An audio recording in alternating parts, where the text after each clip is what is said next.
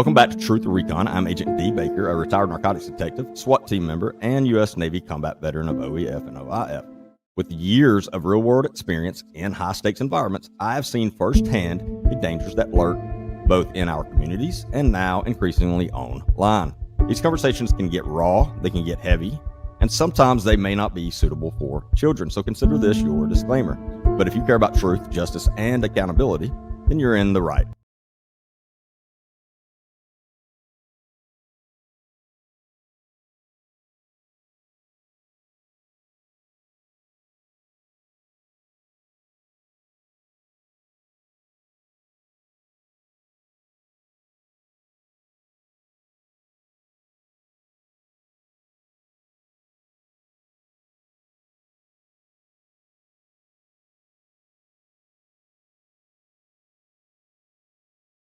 What's up, everybody? Apologize for that little delay there.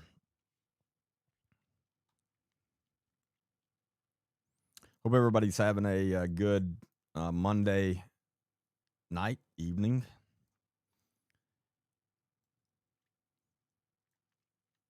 And main topic, still the headline news, obviously, is the Nancy Guthrie case that is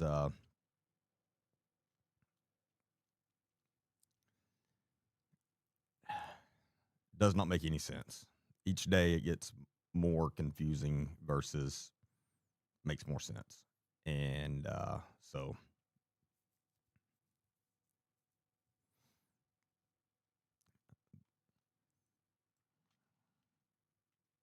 but we will discuss a little bit about that, and then some other topics that have been kind of in the news.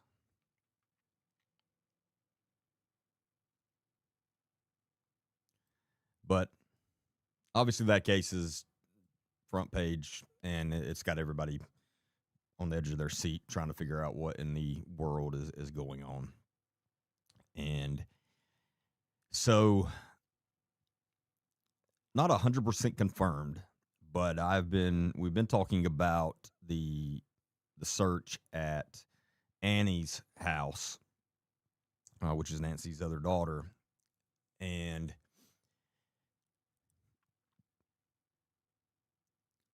I've stated multiple times that it would surprise me if they didn't have a search warrant, if they just went over there off of consent and doing that. However, again, not 100% sure, but it is looking like they did not have a search warrant and that it was a consensual thing. Have enough probable cause to get a search warrant. And so maybe they just asked them and they complied. Again, I don't understand why the authorities are not doing more press release, like at least a little, 5-minute, 10-minute press release every couple of days at least, because they know everyone eyes is on this. I understand there's a lot of information that they can't give out and they're not going to give out. I get that. That's not what I'm talking about. I'm talking about, again, we all know that they were at Annie's house. So come out and give us some type of update. Again, I'm not saying we deserve that. I'm just saying I wish they would. And normally they do. But as I've said a bunch of times, this is a very strange, very uncommon case. And so, I don't know. They may be playing this one by ear as well, trying to figure out what is going on. And like I've said from pretty much the beginning, I do not believe, and obviously pure speculation, in my opinion, I do not believe I don't believe this was ever a kidnapping, abduction. I just don't. And I could be proven wrong, obviously, but nothing looks like that's the case. so far, and every day it looks more and more like it wasn't. So it's I've seen, and I went off on a little rant a little bit last night about these so-called experts that some of these mainstream media news groups have, and some of the things that some of them say is that they don't know what they're talking about. I don't know where they find some of these people. Again, last night I think I said part of it is they get people that were previous chiefs, deputy chiefs, captains, lieutenants, or something that retired high up in an agency but didn't actually do any grunt work the last 20 years of their career. And so they really don't have a clue of how investigations really operate. And that's part of it. But yeah, just because Fox News, CNN, whoever it may be, shows an expert out there and they say one thing, they say something, don't treat that as gospel. Now, I'm not saying that's all of them. A lot of the experts they have on do know what they're talking about, but not all of them. So don't fall into that trap. And today, something similar, which of course, social media is full of way more of these people that claim to have some experience or expertise in certain areas. Then you hear them talk and you know they don't, if you actually know what's going on. And I saw that today on, and I'm not going to name names or anything. I don't know the guy. Never in my life watched him before. I just happened to come across his live earlier today, and he was saying, and I kept in the chat asking him, "Hey, what's your background?" Because I'm legitimately curious, and he just wouldn't answer. But he kept on just saying, prior law enforcement, and there's like 3,000 or 4,000 people watching him, and everything he said was dumb, to be honest with you. It did not make any sense. So there's a lot of people out there watching people that they claim they know what they're talking about, and again, when people know a little bit about what they're talking about see them, they pick up pretty quick. And some of the things he was saying was, one thing he said is, somebody asked him in the chat, so if they return her, or when they return her, would they just drop her back off at her house or something like that? And he said, well, no, of course not. And which is true. That's not how it would work. But then he said they would bring the National Guard in, and it would be a military operation. And anyone that knows anything about this stuff knows how ridiculous that statement is. That's not the way it works. If she did happen to be in another country, which I highly doubt, I would not bet anything on that. But if she did happen to be in another country, then yes, it would be a military operation, somewhat, with special operations. One of the special operations groups, whether it be Army, Navy, whoever, and probably some FBI people in the States. Anything like this, the best people at that is FBI, HRT. DEA's is very solid as well.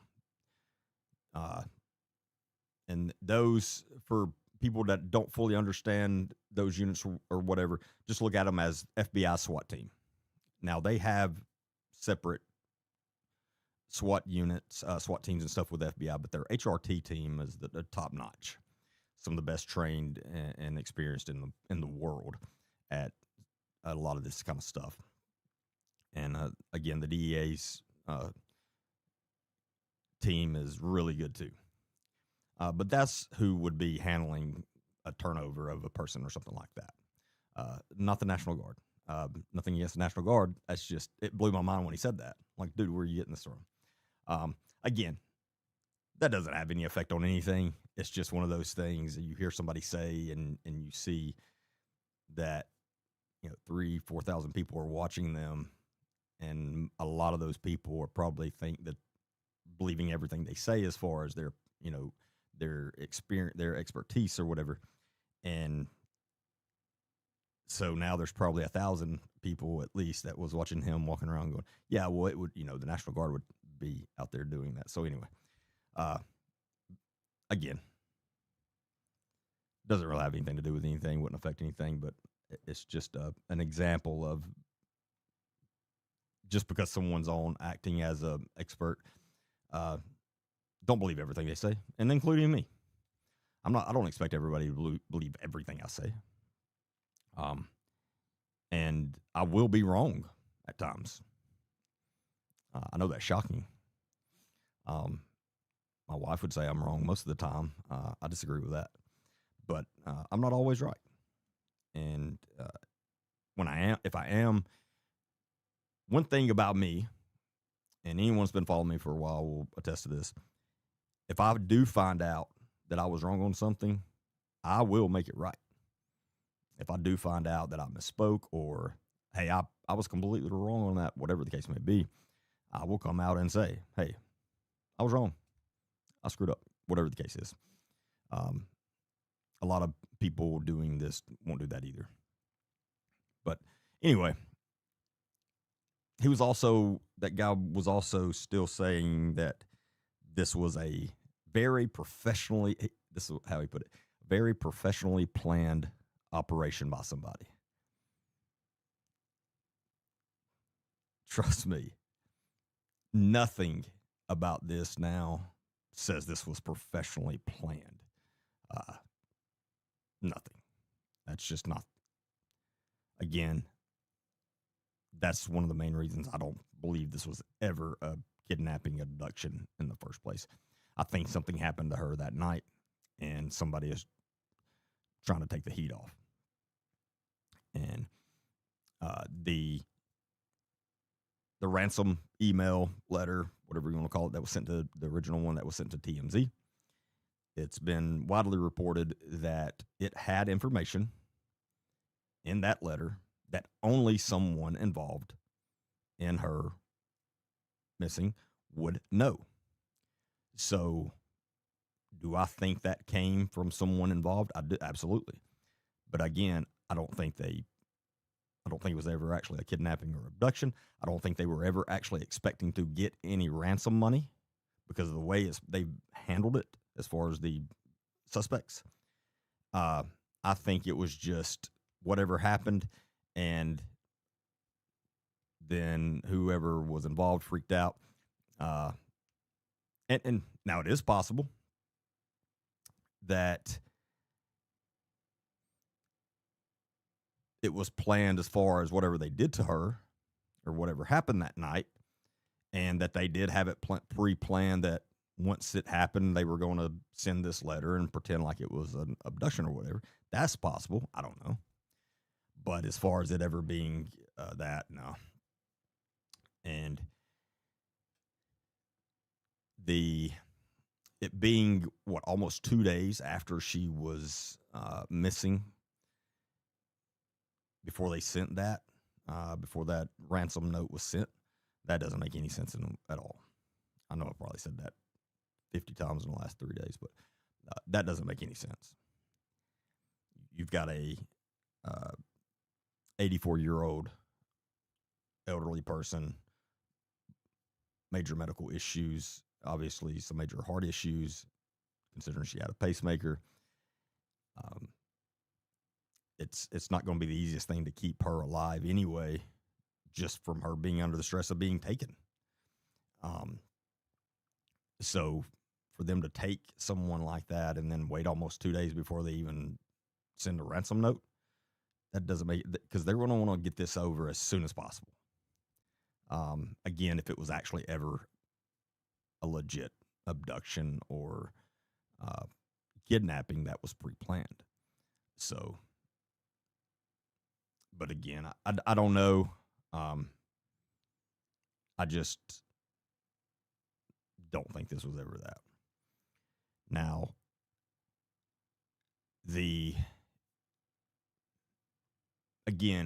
now if we go back and like a lot of the things I discussed last night, and if they definitely did not have a search warrant, then that does change a little thing, a few things. And because again, if they had a search warrant, then they had probable cause for that, which is very telling. Either way, they suspect something from someone at Annie's house. Either way, because I don't see them just randomly going out and searching a full house residence, especially of the family, especially one where all eyes are on this and all the rumors that's going to come out of that, and all the chatter that's going to come out of that, and taking all these pictures and removing some items from their inside there, and doing whatever else they did in there without some type of suspicion. So even if they didn't have a search warrant, which would mean they probably didn't have probable cause for one, and that was completely consensual, still something there, for sure.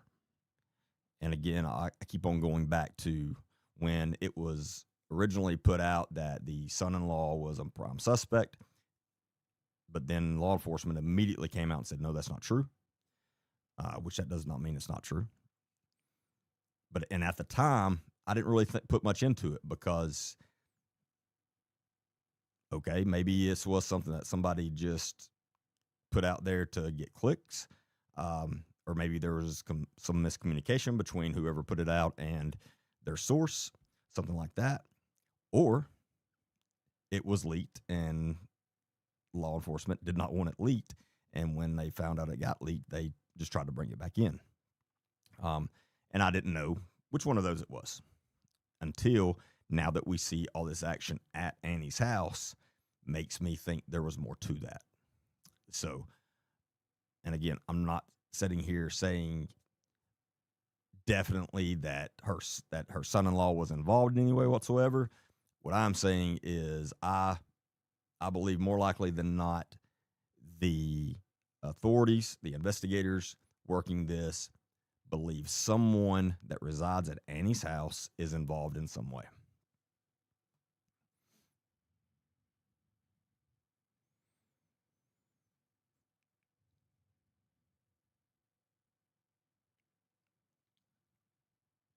And as most of you know, there was a deadline of when they were to send the ransom, that the suspects gave this deadline, and that was at either 5 or 6 p.m. Today. And so obviously that's come and gone. And unless someone has seen different, they did not send any money, or they haven't reported they have.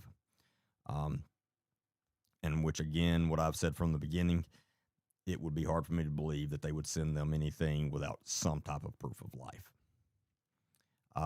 Again, the guy I was talking about earlier, that's another thing he said. He said, you would definitely go ahead and send it just in case. Because if you don't send it, you're definitely not getting her back. But you would definitely take that chance. No. Now, I'm not saying they're not going to send it or they didn't send it. I'm just saying that would surprise me because, no, that's not what you would do. Jesus, if you did that, whoever was behind this, and if they don't get caught, they're going to be doing the same thing next week to another wealthy family. Honestly, that's just not the way it works.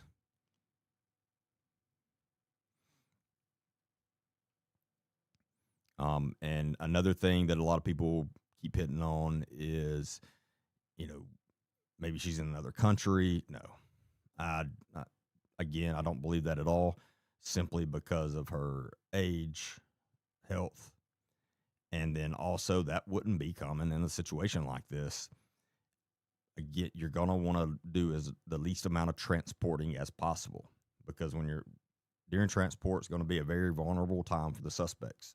So they're going to want to get to a place as quickly as possible where they can just sit out. They're not going to want to be on the road. They're not going to want to be in a plane. Not going to want to be on a boat. Now, again, there are exceptions to everything, and it's always possible that one of those things did happen here. But I would not put any money on that happening. Do I believe in psychics? No. Do I believe in remote viewing? Yes, from certain people. Absolutely. But those are two completely different things. But no, I know what psychics do. Psychics do what psychics do are extremely similar to what I do. They're very good at, well, the ones that are decent at it, they're good at reading a room. They're good at reading people, and they're good at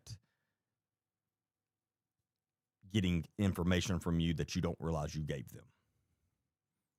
So literally almost the same thing that I teach in interview and interrogation. And some of them are really good at it. But do I think they have some special power to? No, I don't. But and not to get off on this down this rabbit hole, but remote viewing, yes, I have seen some things. I have heard some stories from extremely reliable sources of that working at times.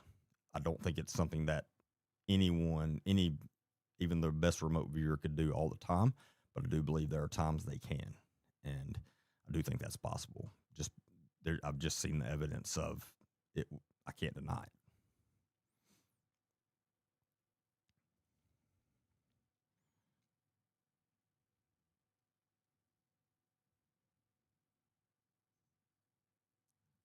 Well, they're not communicating with the suspects. That's another reason I don't understand. It's another reason I don't think this is any type. Well, let me rephrase it. As far as we know, they're not communicating with them because they don't know how. I mean, there's no way to communicate with them. The original ransom letter, the one that was sent to TMZ, the one that allegedly had information that only someone involved would know, it literally stated that would be the only communication they would get from them. And that seems crazy to me too, because again, I don't think anyone would go through all of this trouble and risk this on the chance that maybe they will send us the money without proof of life. I don't see that happening. Now, again, this is completely different than if this happened in a country where these things happen a lot. If this was in, and I don't want to name a country because somebody's going to start hating on me, saying I'm hating on the country or whatever. But there are some countries where kidnappings, especially if you're an American and you're there, you're not safe, and they will kidnap you in a split second for ransom. And in those places, completely different story, because they have what you would say is a reputation, meaning they kidnap Americans and some other first world people, but mostly Americans, and for ransom. And they want to make sure, if they're paid, that that person gets back alive, because they're going to want to do it again the next week. And so they know if they do it one time and the person doesn't make it back alive, well, the United States government is not going to negotiate with them again. They're not going to be able to trust them at all. So that's a completely different situation versus this in the United States, completely different.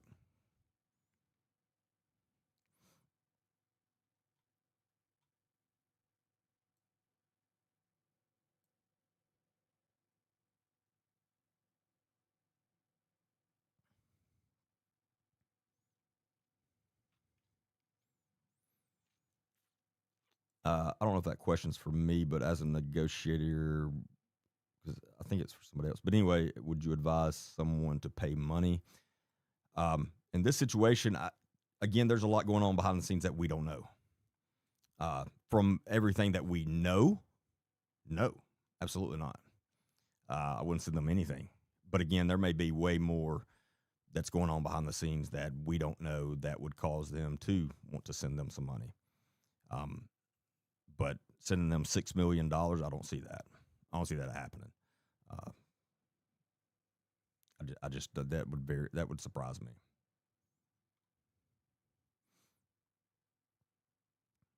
Oh, you was asking me, okay, but yeah, I don't see that happening. Um, the only way I could see them sending any money, as far as if from what we know, everything on the surface, if that's really how things are going, then if they thought there's a really good chance they could trace it and get to somebody through that, then I could see them sending some. I still don't think they would send $6 million, but say they sent half a million or something like that, just to be able to trace it. Then I could see that happening. But again, it's up for debate whether they can actually trace Bitcoin. Um, Again, 5 years ago, I can tell you there was no way. But I do know, I have heard in the last 2 years of people that work in that area say that there is a way at times. So um, I would err on they probably can in certain situations, but again, I don't know how reliable that is. That's out of my area of expertise there. Uh, I was good at following money. I was and tracing down banks and bank accounts, and if you had money hidden, I could find it, whether it's a safe deposit box or mama's house or in a bank overseas or whatever. But uh, the Bitcoin, those currencies started getting popular uh, right when I was starting to transfer out of that work.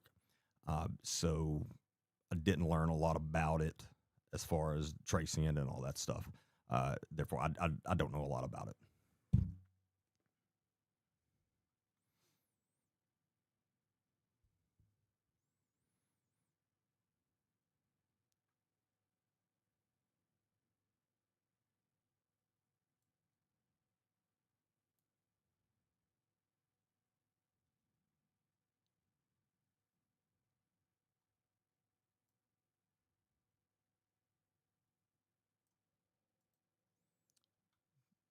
Bear with me for 1 second. Let me fix this. I can see the. There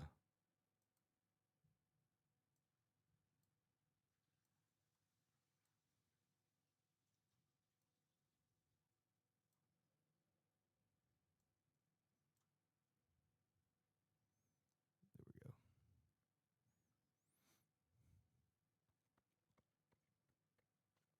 So I got quite a few people asking what remote viewing is. I'm sorry. I should have. So I'm going to try to put it in just very easy to understand terms. And I'm not an expert in remote viewing. I'm not a remote viewer or anything like that. Again, I know a little about it. Remote viewing is the all right, it's a fact the CIA has paid people to do remote viewing for a lot of years, and they continue to. Therefore, that's one reason I believe it works at times. But remote viewing is, I guess, in a way similar to what psychics claim they can do.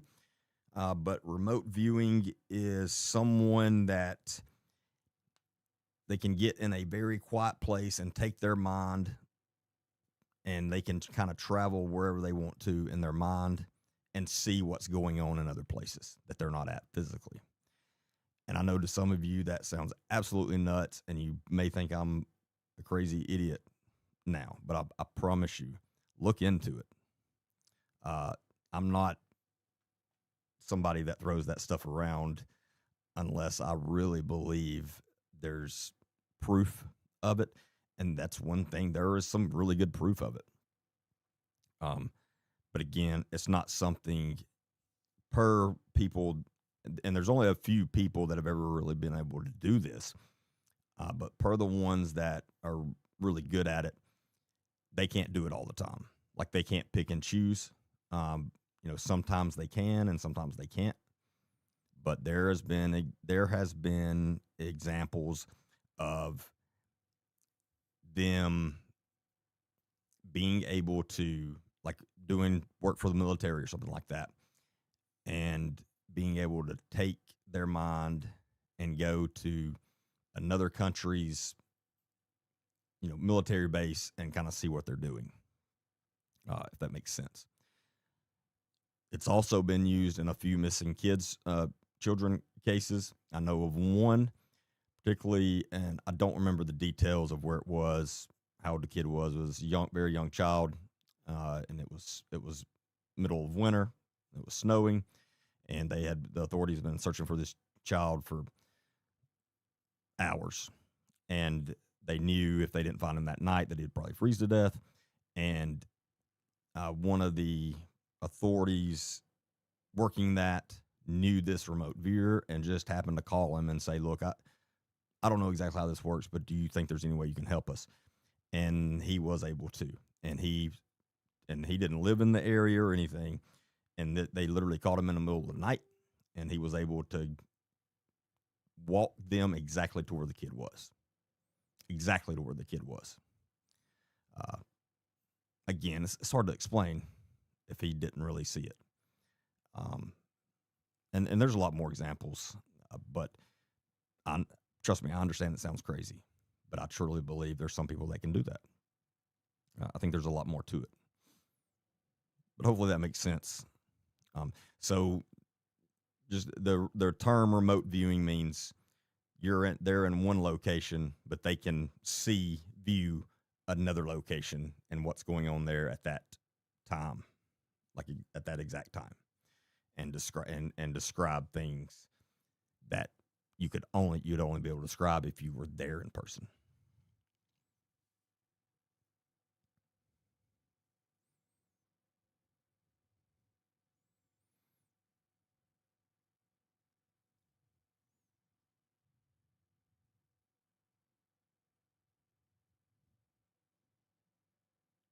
I wish we had more detailed finances for everyone. Yeah, no, I mean that would make a big difference in who I would be looking at, and my opinion on what happened, for sure.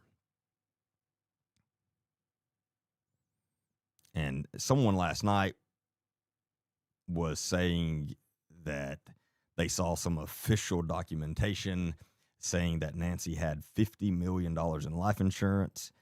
I don't think that's true.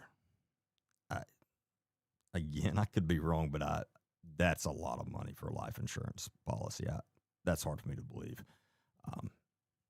And there may be some insurance people on here that would probably agree with me, or if you are an insurance person and you disagree with me, please tell us, because I would like to know for sure, but I don't think that's true. I think maybe 5 million, definitely way more realistic for people, especially an 86 or 84-year-old person. I could not imagine what the monthly bill would be on a $50 million life insurance policy on an 84-year-old woman. But again, I have yet to see these documents. I asked them to send them to me, and I haven't gotten anything. And team, did any of y'all get that from last night?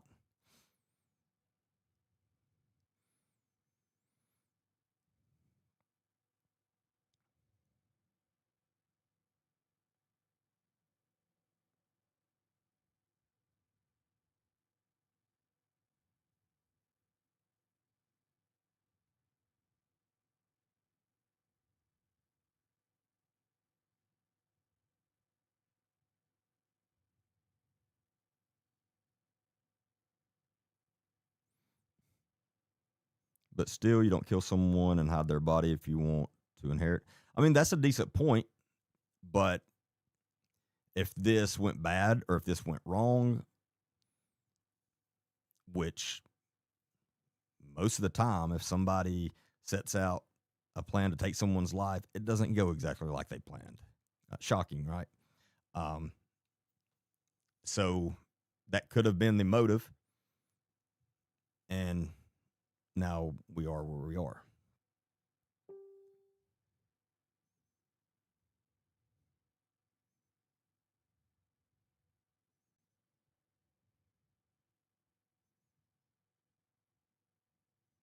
Remote viewing would be considered witchcraft. I don't know any witches that can do that.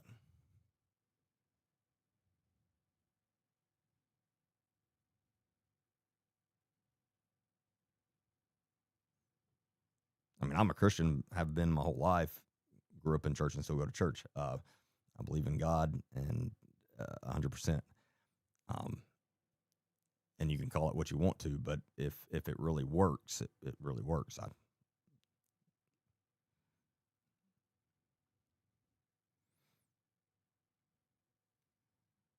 Christians are known to down something that they just don't understand. Um, Quite a few Christians have a very closed mind, and I think we all could agree on that. Again, not trying to piss anybody off. I'm a Christian. Uh, I believe Jesus Christ died for my sins. Everything. I know the Bible pretty well. I study the Bible, but that's just a fact. A lot of Christians are very closed minded.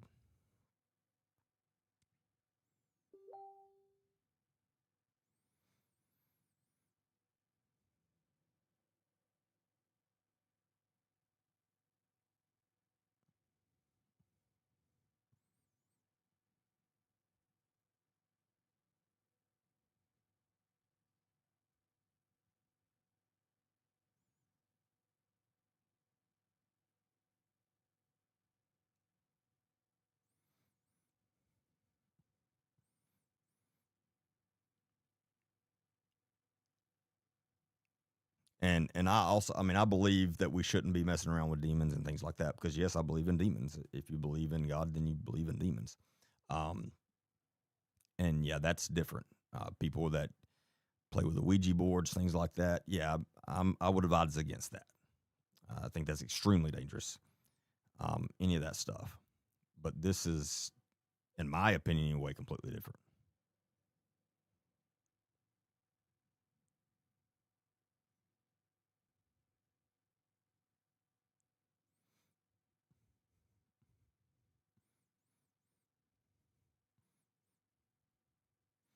Do I think she's close? I don't think she's extremely far away. Uh, so, I don't think she's in another state. I think she's in Arizona for sure. Now, I have no way of even having an opinion on whether I believe she's, within 100 yards of her property, or if she's within 10 miles. But I don't think she's too far. Again, either way, if she was truly abducted, she's not going to be too far. If she wasn't, and it happened the way I think it happened, and something bad happened to her that night, then she's not going to be too far away. I mean, obviously they would have done something with her, probably out in the desert somewhere. But again, you're not gonna travel. You're not gonna want to travel too much with a body with you. Uh, Again, that's not smart at all, and you're gonna want to get rid of that as fast as possible. You're just not gonna want to be cruising around in a car with that.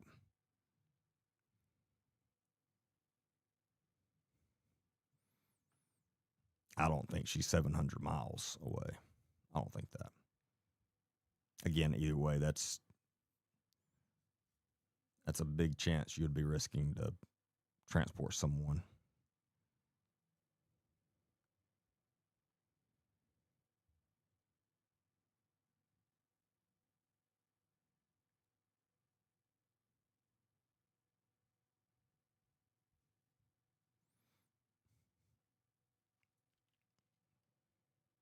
So I see a few people making some comments about the way that some of the families acting or things like that.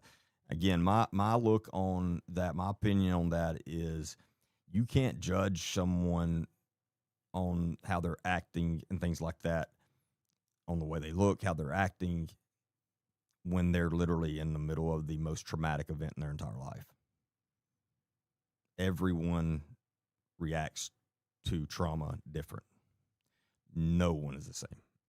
Uh, that's a fact. And trying to read someone that's literally in the middle of this, of the worst time in their entire lives, stressed to the absolute max, probably not slept much at all, if at all, not eating much at all. I mean, who knows how you're going to act if you're in that situation? Everybody's different.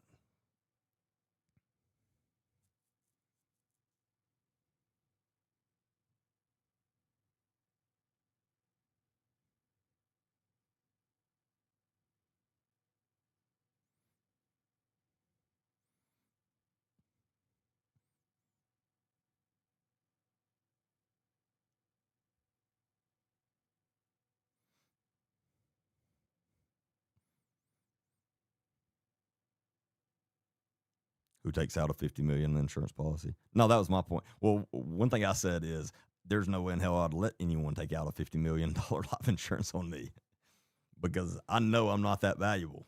So, uh, if I wouldn't trust anyone with that much life insurance on me, I would be too paranoid and looking over my shoulder nonstop. No, I ain't giving you that.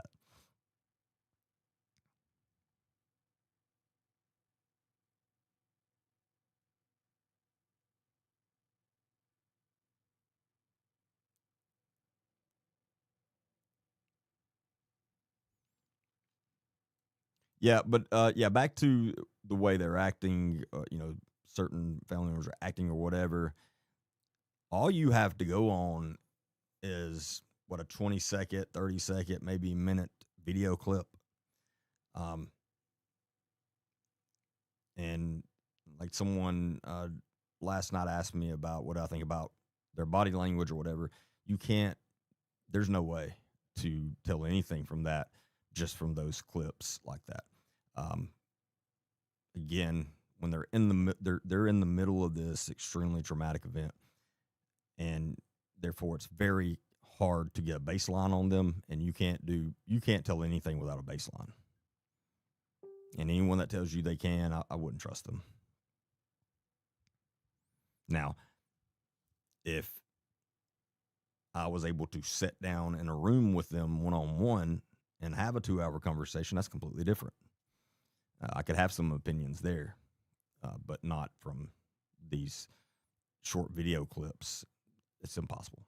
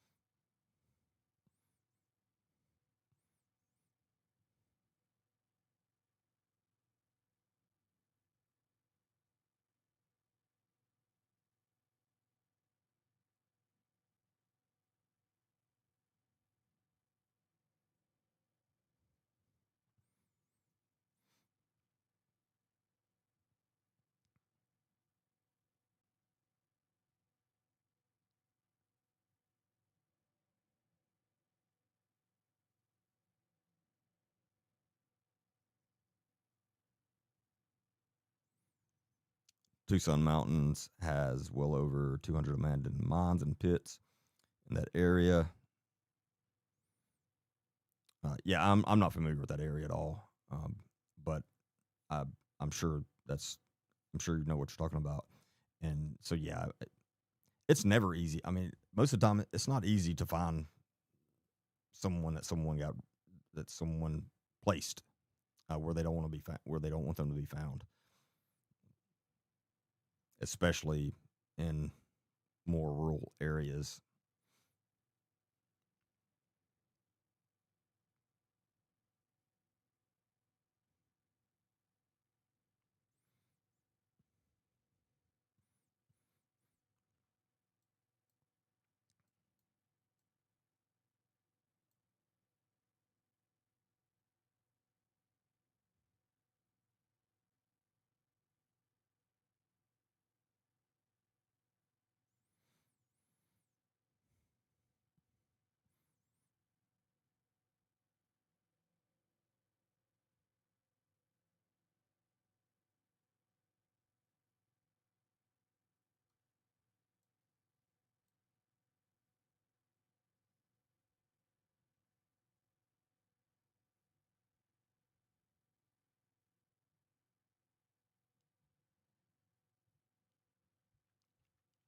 You believe the family has her and keeping her safe from someone?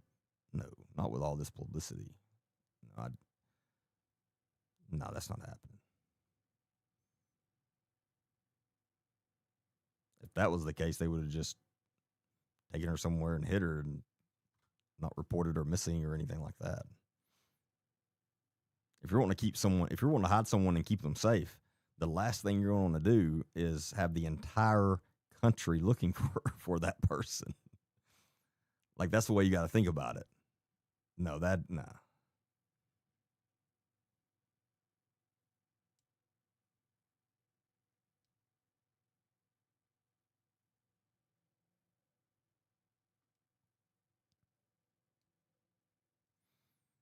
Was there ever a grid search? I don't know. I know it was being reported a couple of days ago that there had not been then, but I don't know as far as the last day or two. I haven't seen that there has been, but that doesn't mean there hasn't. Which is very telling.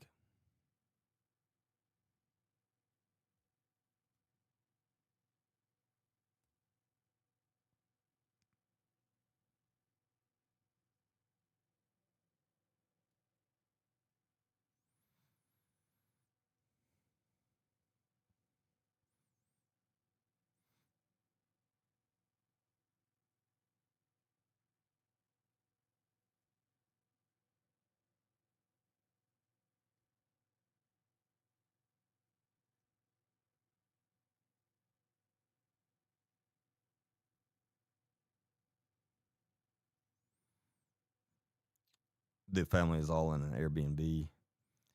Yeah, and that makes sense. I mean, again, there's some crazy people in this world, and if I was in that family, if I was part of that family, yeah, I wouldn't have my family at our normal house at all at this point.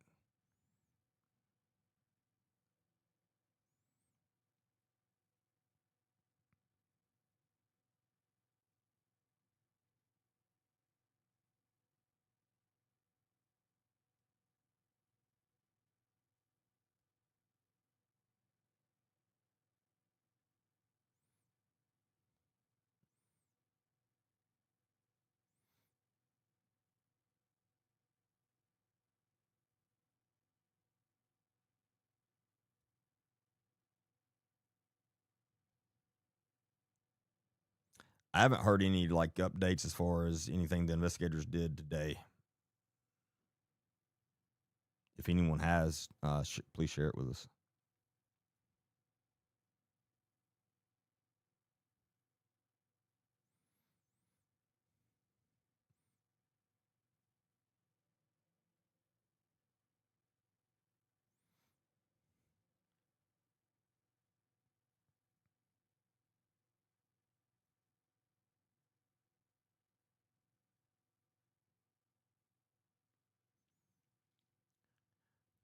What do I mean that is telling?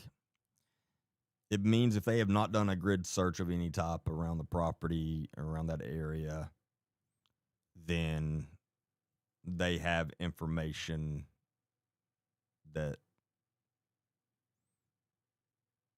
makes them think she is definitely not on the property or outside of the property anywhere close like that.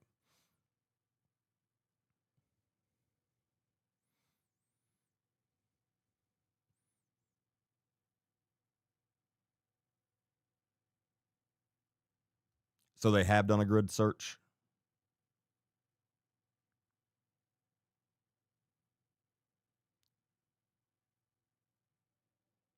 Is that what you're saying? Um, Cynthia?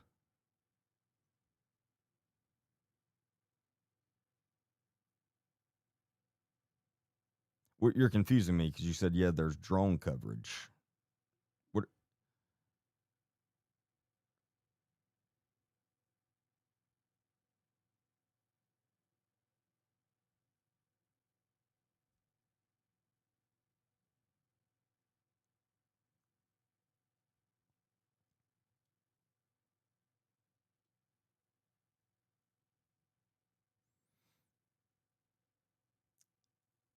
To my knowledge, they have not done a polygraph on anyone. Now, they may have and just not telling us, but I haven't seen that reported at all.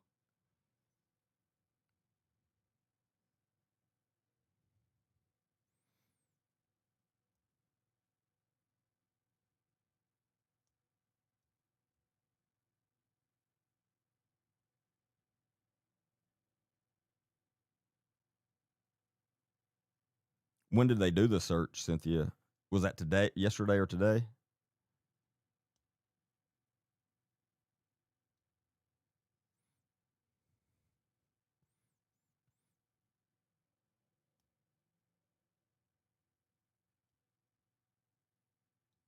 Yeah, I know they've searched like around the property, like or on the property and things like that. But that would be, I mean, you would do that no matter what. We're just looking for evidence, at least.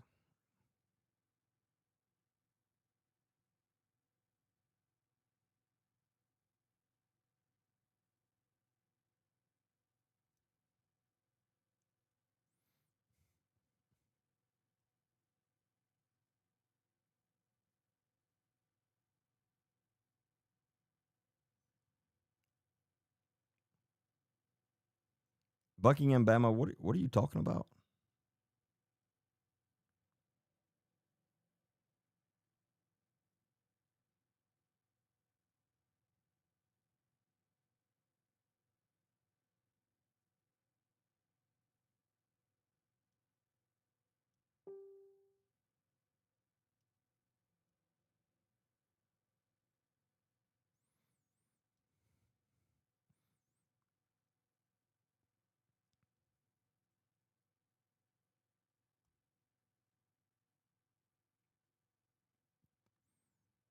What do I think they photographed at Annie's?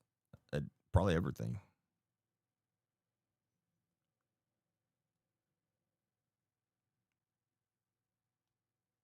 I mean, from what was reported, they were taking a bunch of pictures, so they were probably taking pictures of the entire house.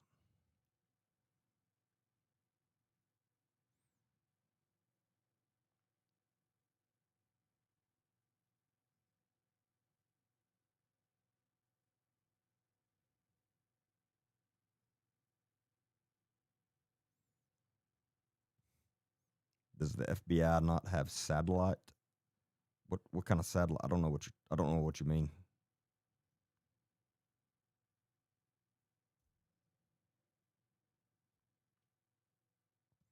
Hey, Laurel, how are you?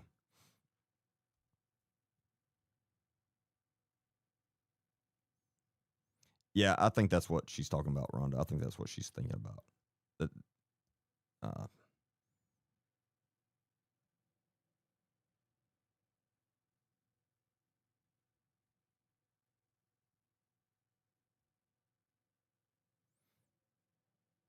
I'm confused on the who called as well. Now I've been confused on that, and if anyone has gotten clarity from a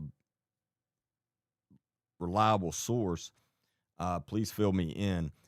But someone's asking about the because we were originally told that she did not show up to church that Sunday morning, and one of the church members said she's always here, and that was odd. So the church member called the family, and the family went over to the house and found she was gone.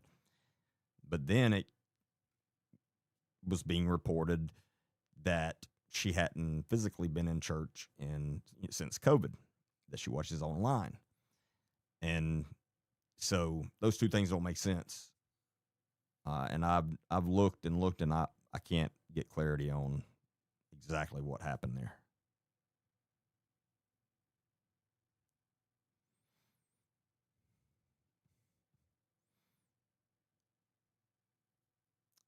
Kristen, we already voted you off. No, obviously I'm joking. Hope you get to feeling well.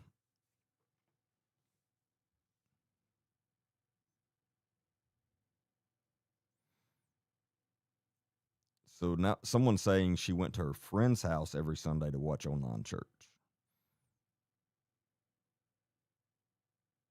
And that's what I'm talking about. Every time I hear 10 different things, so I don't know. From my understanding, they ate at Annie's house that night, not at a restaurant.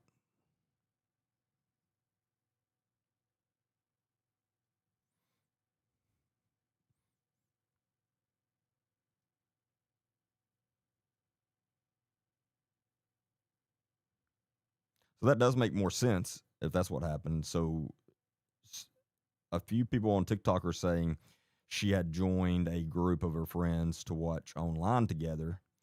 So they like met up every Sunday to watch it online together, and she didn't show, and so they knew that was odd.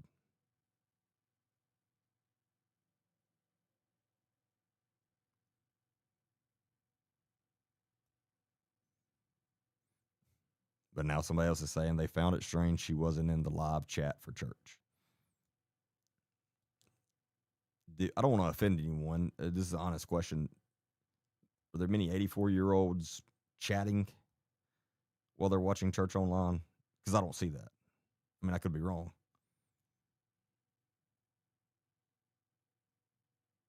I would see them sitting there watching it.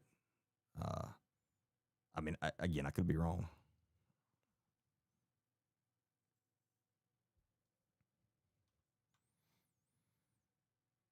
Her Apple Watch, well, I was about to say it was at the house, but I don't know if we've been told that, but she has no devices on her. I do know that. I know they've reported that. Which just leads me to believe that her phone and watch. I don't even know if I've heard anything about an Apple Watch now that you say that. So I'm not sure she had one. I'm not saying she didn't. You may have heard that, but I know they've spoken obviously about her iPhone a lot, and that she doesn't have it with her, obviously.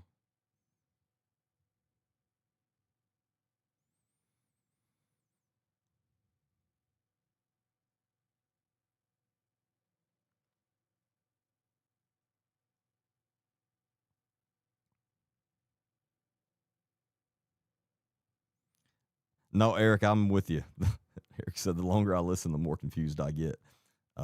No, same thing.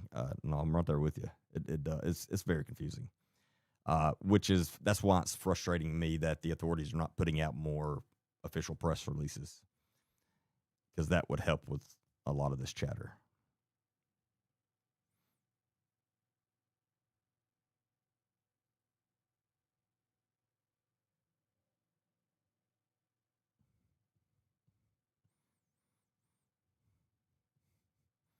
So, but this is my question about the church thing. Can anyone send me or tell me where to go to see exactly what happened, whichever way it was, from an official press release? That's what I'm asking. Because unless I see it that way, I mean, there's no way to know if it's true or not.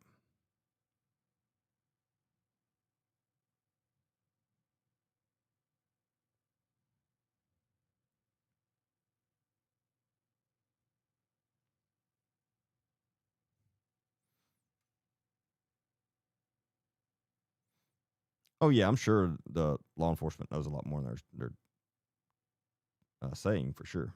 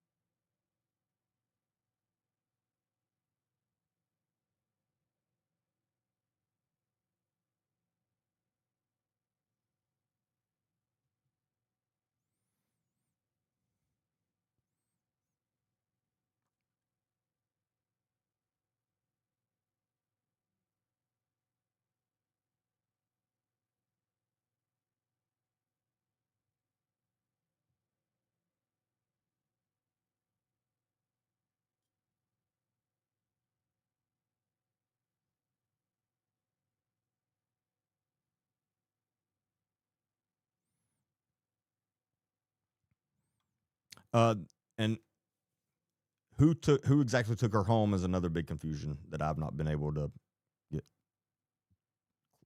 clarity on. Whether because I've heard it was Annie, I've heard it was the son-in-law, and then I've heard it was both of them.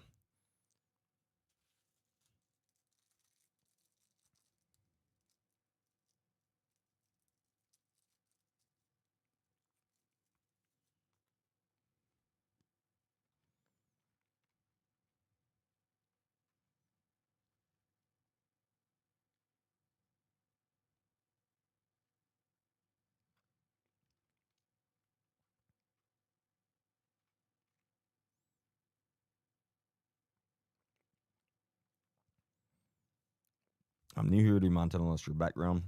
Yes.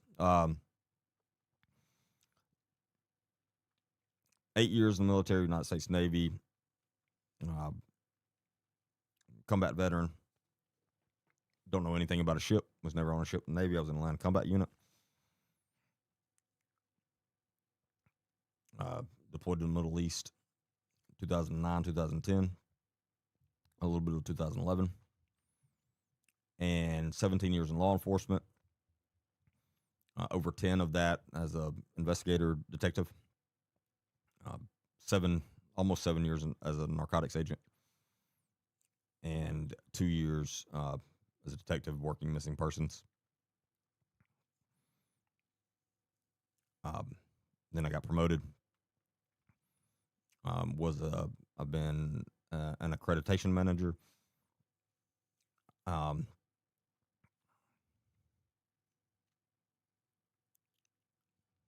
and training supervisor. What do you want to? I was the head of training for my last 2 years,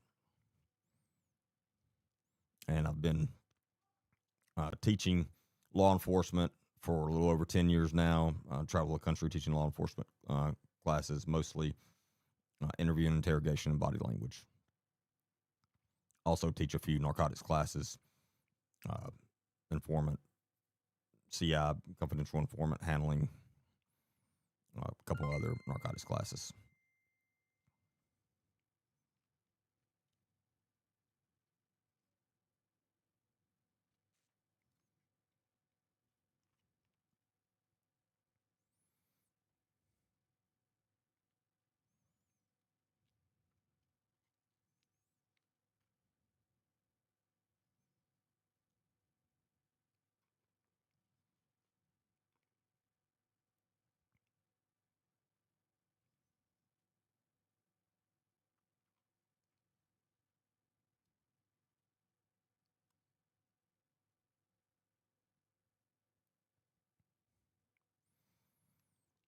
You ever think of being boots on ground for cases like this? Absolutely. And the ones that are closer to my home, I do.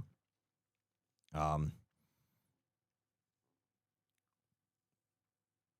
if I if I extra if I if I could speak, if I actually ever start legitimately making money from this, then I would, yes, I will be boots on the ground pretty much anywhere.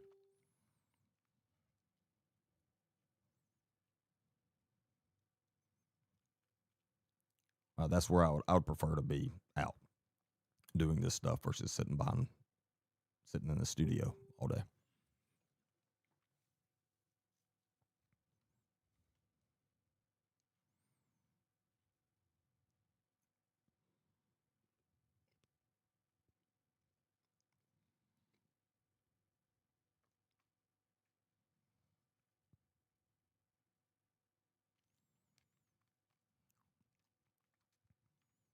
Will I ever consider getting back into law enforcement?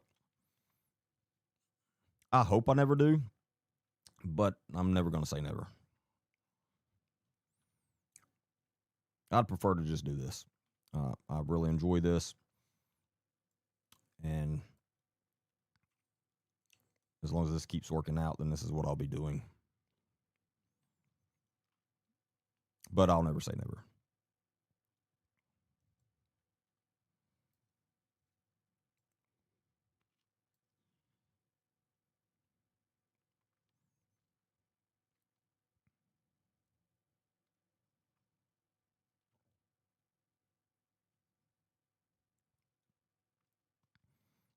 35-year retired federal investigator. That's awesome. Do you mind saying what agency or no? I mean, obviously, I understand if you don't want to. I'm just curious.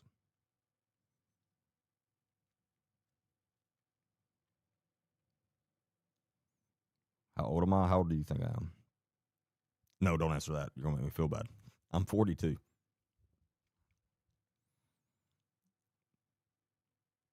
I didn't want you to say like 50 or something. It just made me feel bad, so I'll just tell you.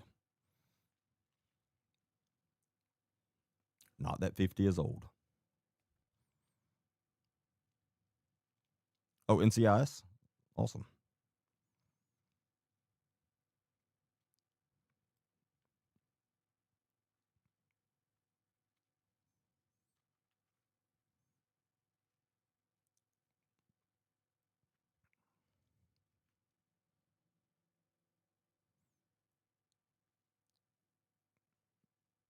Well, that's impressive, Top Dog. I'm sure you have some good stories that long doing that.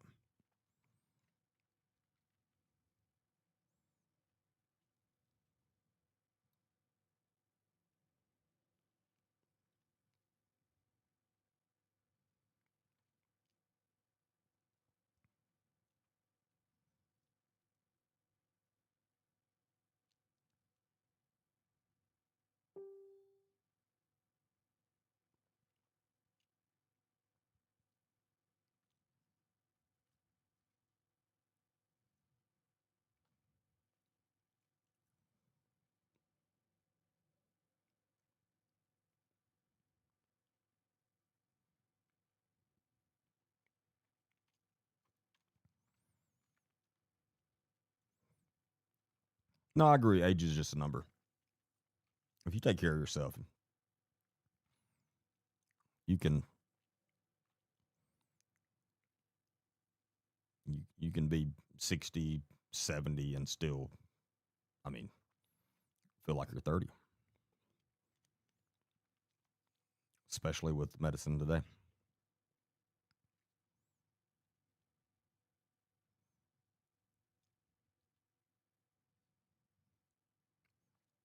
Can they track her pacemaker? I'm going to say no.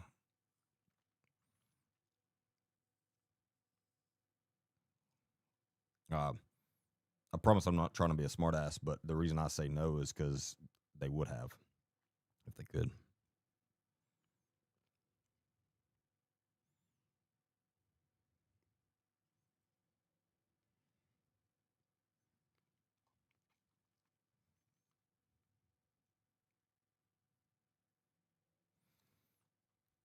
Yeah. Now, if her pacemaker was still hooked up uh, via Bluetooth through her phone and the internet, then yes, probably. But considering that it she got out of range of the Bluetooth at like 2:20 something that night, and that's the last that was recorded. But I'm not an expert in the digital pacemakers and how they operate through online or anything like that.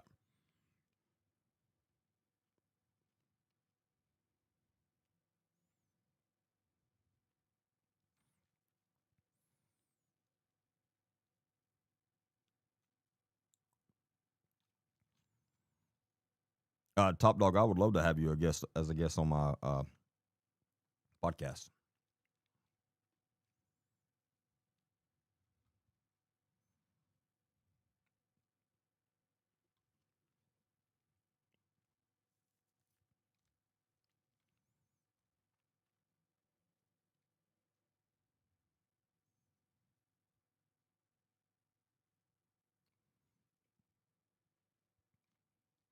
If you are interested in that, let me know.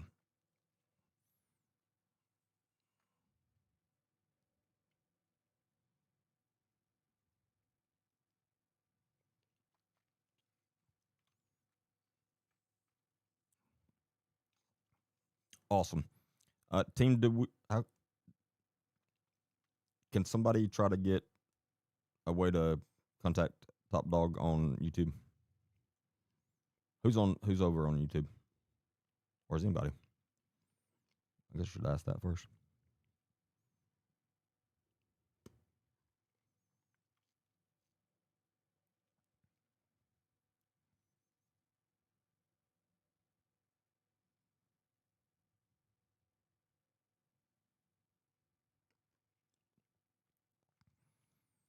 Just because the pacemaker disconnects from the Bluetooth, the pacemaker will continue to work.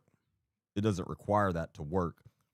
It just can't record and send updates to her uh, doctor and things like that.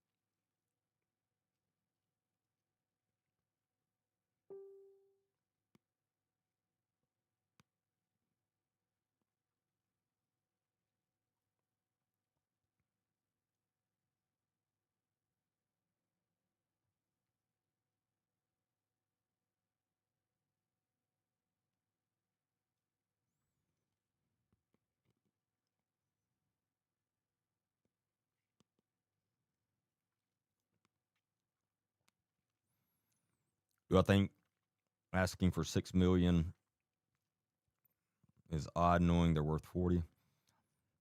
I don't know. This is so rare. I don't know. To be honest with you, I couldn't say either way.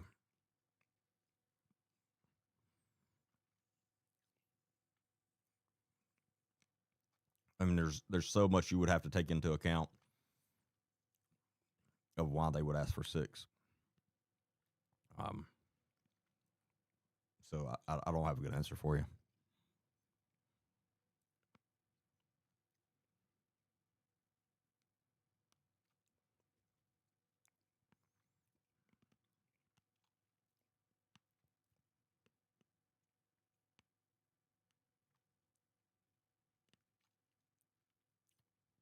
Uh, Not 10 million, not 5 million. I mean, I do get that. Uh, I mean, I guess I could see that being a little odd.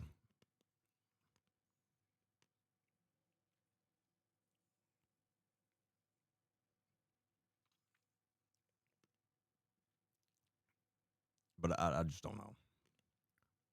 It's not something I put a lot of thought into. And I completely understand why they're not.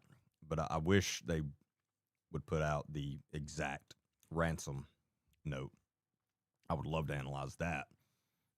Uh, but I'm sure that won't happen until this is all over.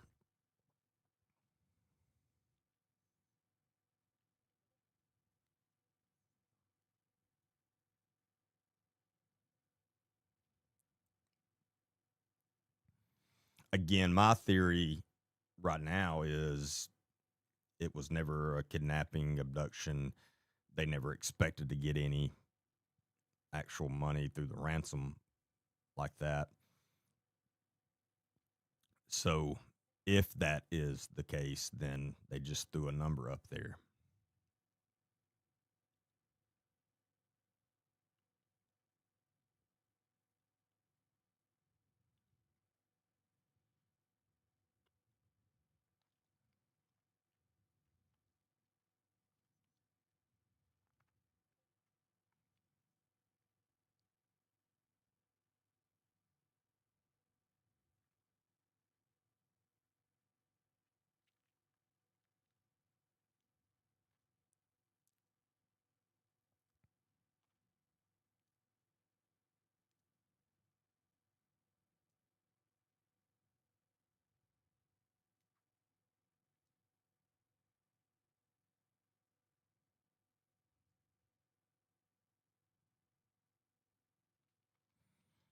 What I think about all the blinking Annie did in the first video, again, that goes back to my you can't read in. I wouldn't read anything into that.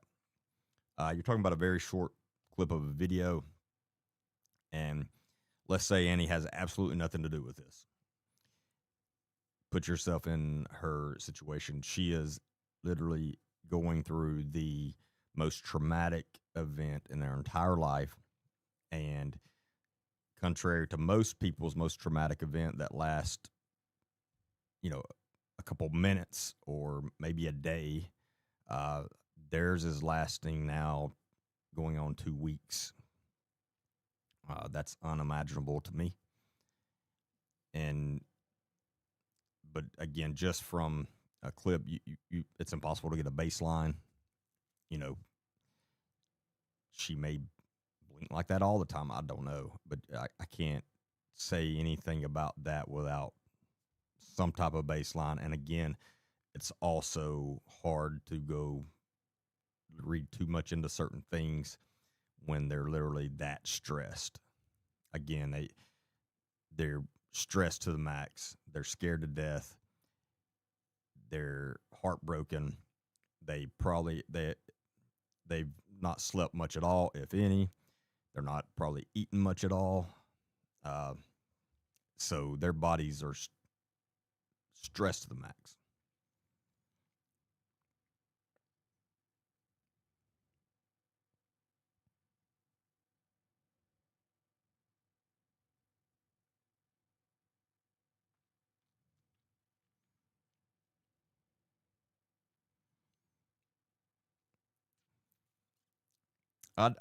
Eric, I definitely agree that if, and that's part of the reason why I don't think this was ever a abduction, kidnapping, because they waited almost 2 days to send a ransom letter.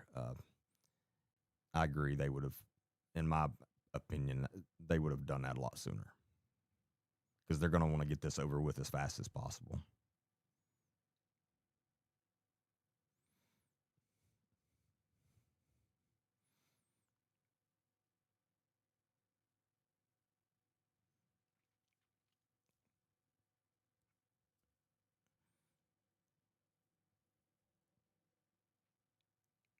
Possible cartel involvement. What would make you think that?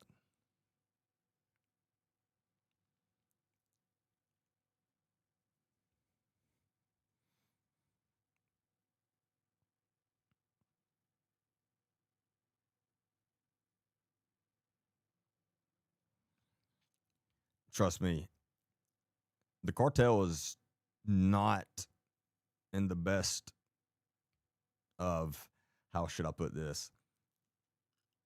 Um,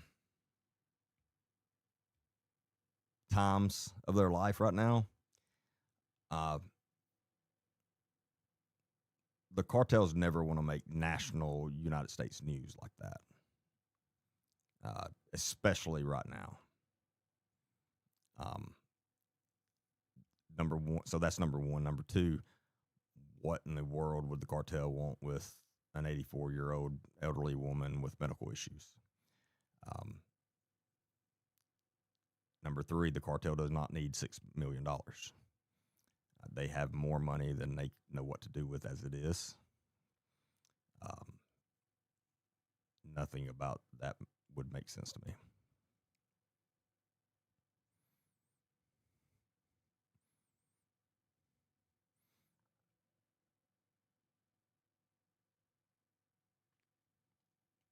But trust me, the cartel is extremely scared of our administration right now.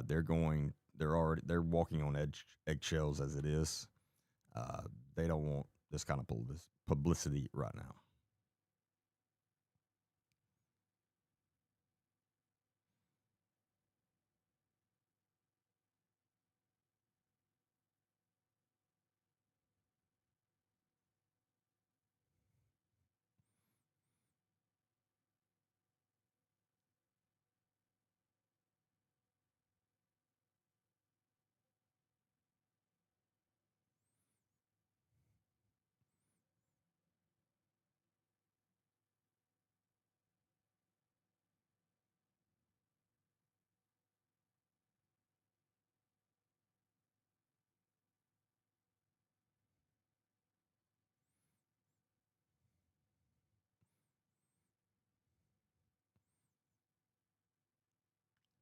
Yeah, the roofers could definitely be a possibility, for sure. Um, that would make sense as far as how this is going.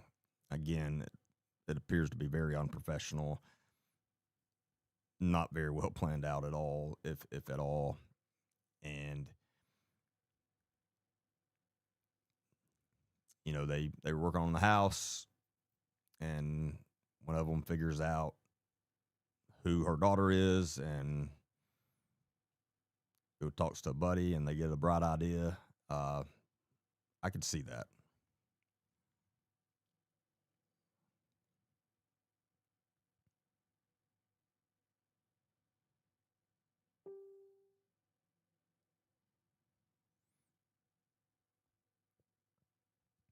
I'll be honest with you.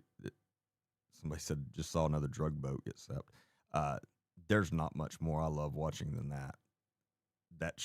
We should have been doing that for 20 years. If we'd have been doing that for 20 years, we wouldn't have to be doing it right now. You can say what you want to. The cartels, those drugs, uh, and yes, China is 100% on this. In this, they're literally killing more Americans than any war. Than you could take all the wars put together, and they are killing more Americans than anything. And a large percentage of the American citizens don't understand that. I don't know how you don't understand that, but it's very purposeful. China knows what they're doing. Most, if not all, of the cartels chemists are from China. Uh, Fent, I don't think I have to say the whole word or TikTok will kick me off. Fent was given that whole plan was set up by China, and they worked with the cartel. And it's not uncommon for countries to work with organizations like that. Again, I think I talked about it last night. The United States definitely has. Our CIA has worked with one of the more well-known was the Italian mob back in the 50s, 60s, whatever it was. And our country has worked with the cartels before.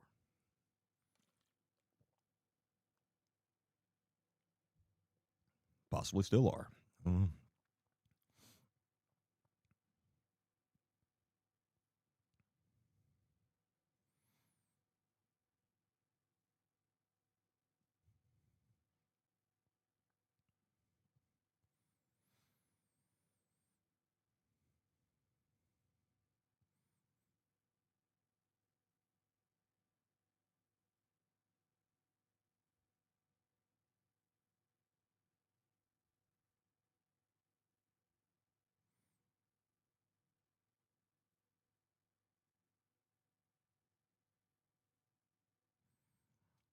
No, the entire timeline is not just the word of Tom. They have again. They know when the um, ring camera was removed, turned off, whatever, disabled. They know when. They also know there was a spike on her pacemaker at, I think, right at 2 a.m., which would suggest that was possibly the time she was startled and this started. Again, that's just a theory. Could not be that. I mean, that may not be what happened, but that would make logical sense considering they know there was that spike because her pacemaker was still hooked up and recording, and then they know that her pacemaker left the was went outside of the Bluetooth range at like 220 something. So that is somewhat of a gives them somewhat of a timeline of that she was at home during that time. Now, was she alive then? I mean, again, if they got a spike at 2 a.m., then probably. Again, I'm not an expert in the pacemaker and how it records and all that stuff. I know just because someone passes the from what I understand, the pacemaker doesn't just stop then. It has to manually be stopped somehow. But um, so anyway, it looks as if she was still alive at 2 a.m. After that, there's no way of knowing as of now.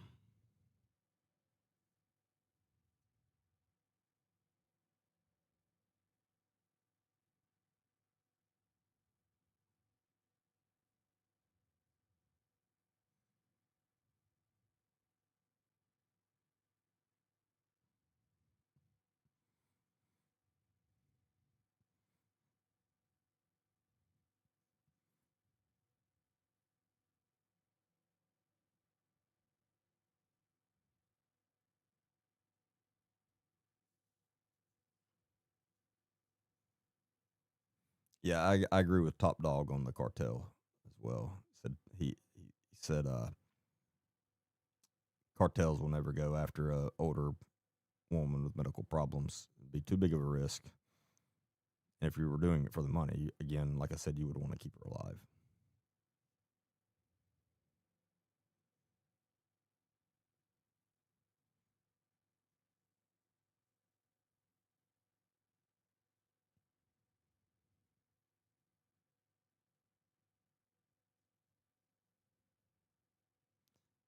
Yeah, they do also have the garage door, which that yeah, I mean, if they just had that, then yeah, you could easily say, well, I mean, anybody could open and close their garage. But that with along with the other evidence that she was there at that time and still alive, then again, it's pretty good evidence that she was still there at that time.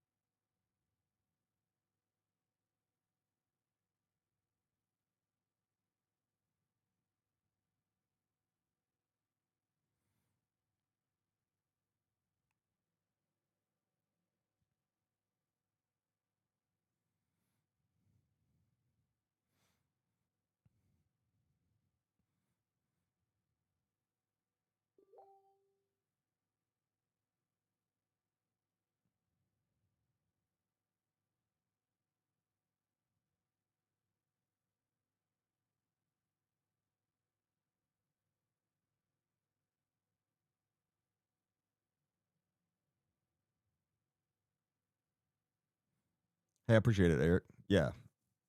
I go live every Monday, Wednesday, and Friday, 8 p.m. to 10 p.m. And depending on what's going on, sometimes I'll throw in extra lives on the weekends. And you can find my full podcast on YouTube, Spotify, Apple Podcast, and Rumble.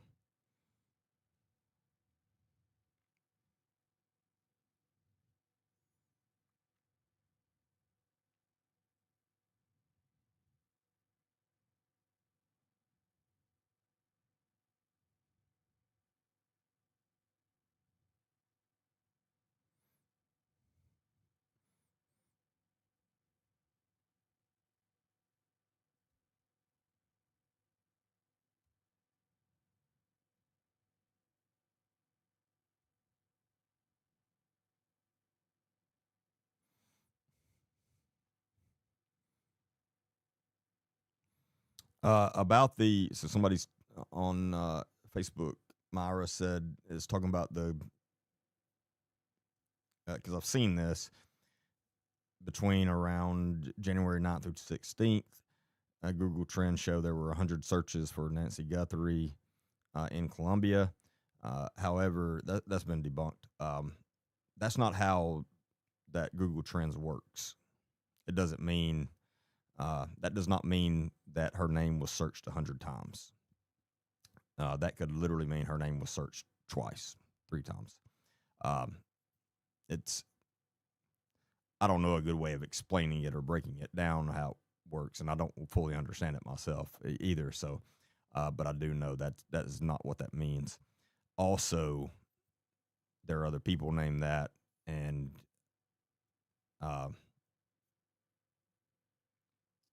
one of the most well known. So I tried this last night when I saw that. I typed in ChatGPT and I said, "Who's the most famous Nancy Guthrie?" And it spit out information about a Christian author.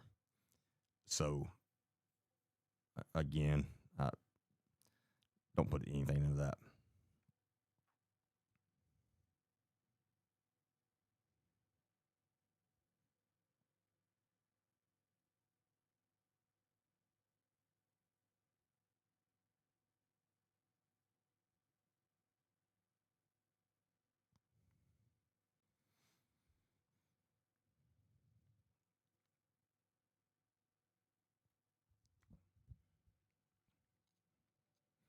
Yeah, Top Dog, we could do that, or I would really like what I would prefer is just be a guest on my podcast, and we can do that remotely as well.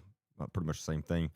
Um, and my podcasts are very laid back with my guests, and we just talk like a normal conversation, and uh, but we can do either.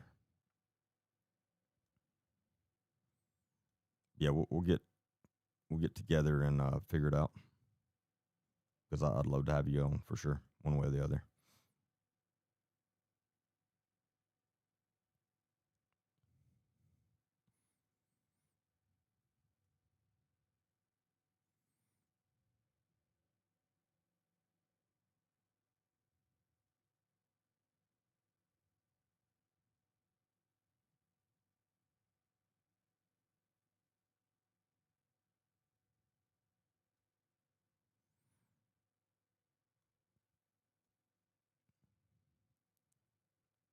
I think it's more fun to believe a UFO got her. Uh, I think there's as much a chance of that as the cartel getting her. I'll say that.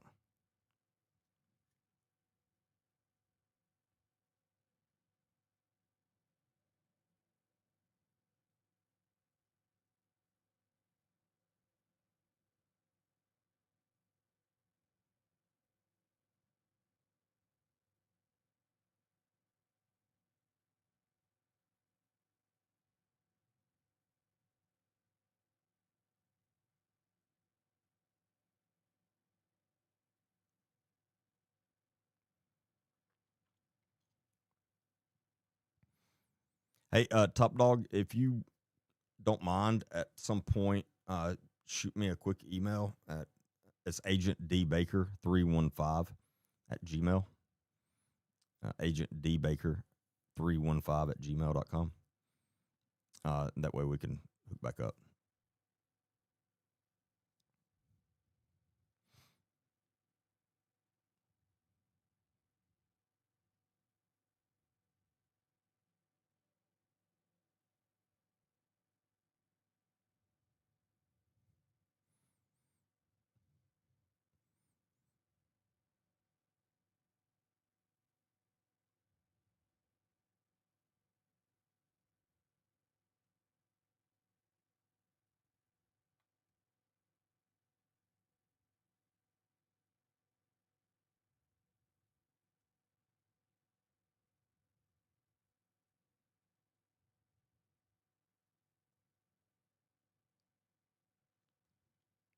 Even evil people have morals. I disagree with that. That's what makes them evil, in my opinion. If you're talking about a true evil person, which thankfully there's not a lot of just true evil people, but there are some, and they're no, they don't have morals.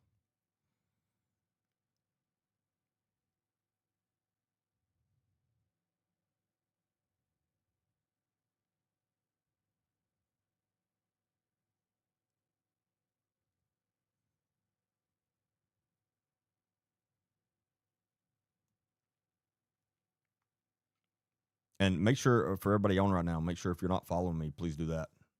I'd really appreciate that. And like I mentioned a while ago, I do have a full podcast that I do, and you can always my full podcast. You can find them on YouTube, Rumble, Spotify, Apple Podcast, and it's Agent D Baker. Uh, I'm on all the platforms under Agent D Baker except for Facebook, and Facebook is my full name, Derek Derek Baker. But I really appreciate the followers. We got some big things coming up in the very near future. Uh, I'll be recording in a couple of days. I'll be recording uh, as a guest on a very big podcast that I'm very excited about, and I think that's really going to help grow our audience a lot. And I'm looking forward to that as well, and possible other collaborations with that same person in the future as well. So, got some good things going for sure.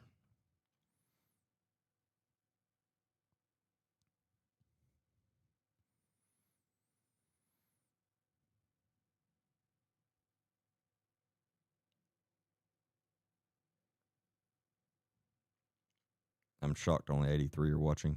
Last night we had a lot. Last night we had around 2,000 on just on YouTube.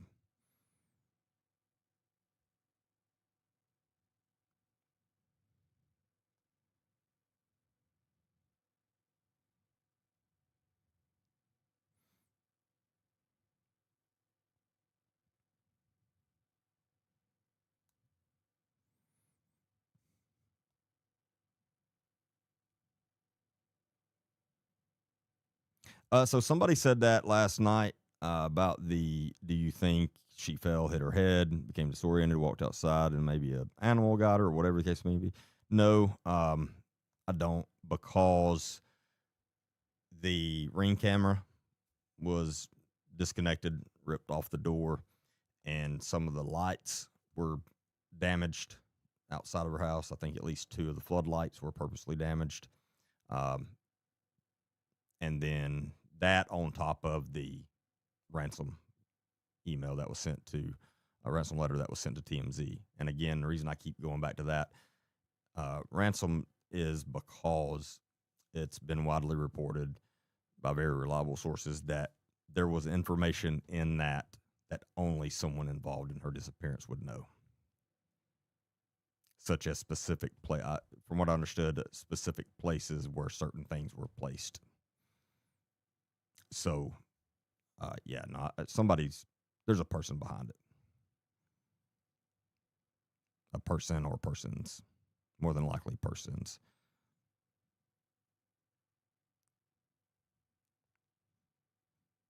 Hey, good night, Kristen. Glad to see you on tonight, but I do hope y'all get to feeling better.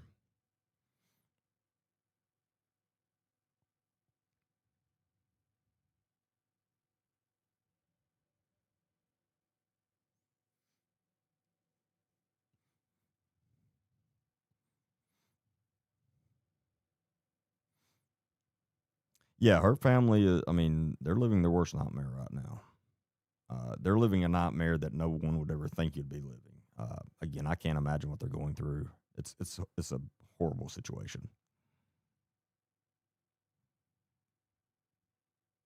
I am on Rumble, Sean. If you're talking to me, yeah, I put all my full podcasts on Rumble as well. Rumble is just a very slow go. I don't know. For some reason, it's hard for me to get followers on there. Everything else goes up pretty quick. It's going up pretty quick, but Rumble, I don't know.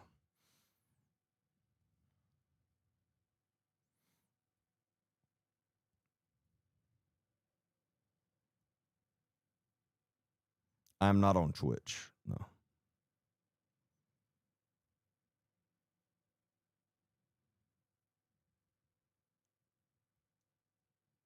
Someone familiar would turn off the lights, not break them. Well,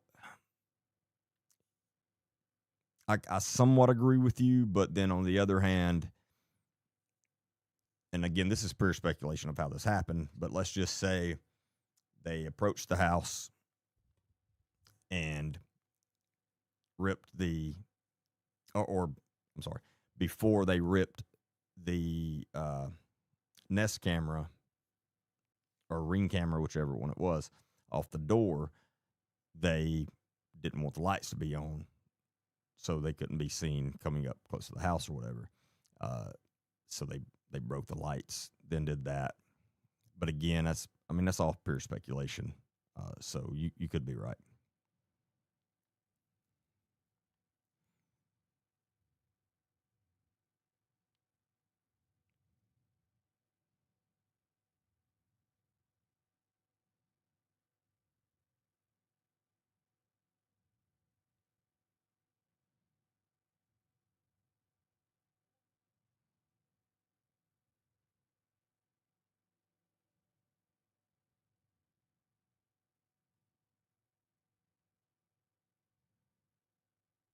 Yeah, pink light. Yeah, that's what I was saying. Pretty much what I was saying. What pink light just said. Someone that didn't want to be seen would break the lights from a little distance, then go grab the Ring cameras. What is Rumble? I'm glad you asked. I need to take a very quick break anyway. So let's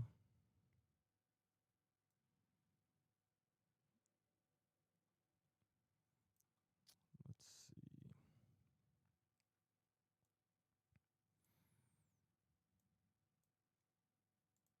All right, I'm going to take a quick break and I'll be back.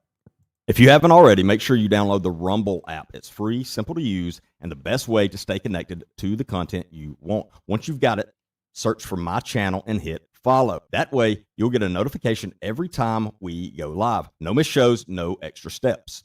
You can grab it right now using the link in the description or the pinned live chat. Download it to your phone, and you're ready to go.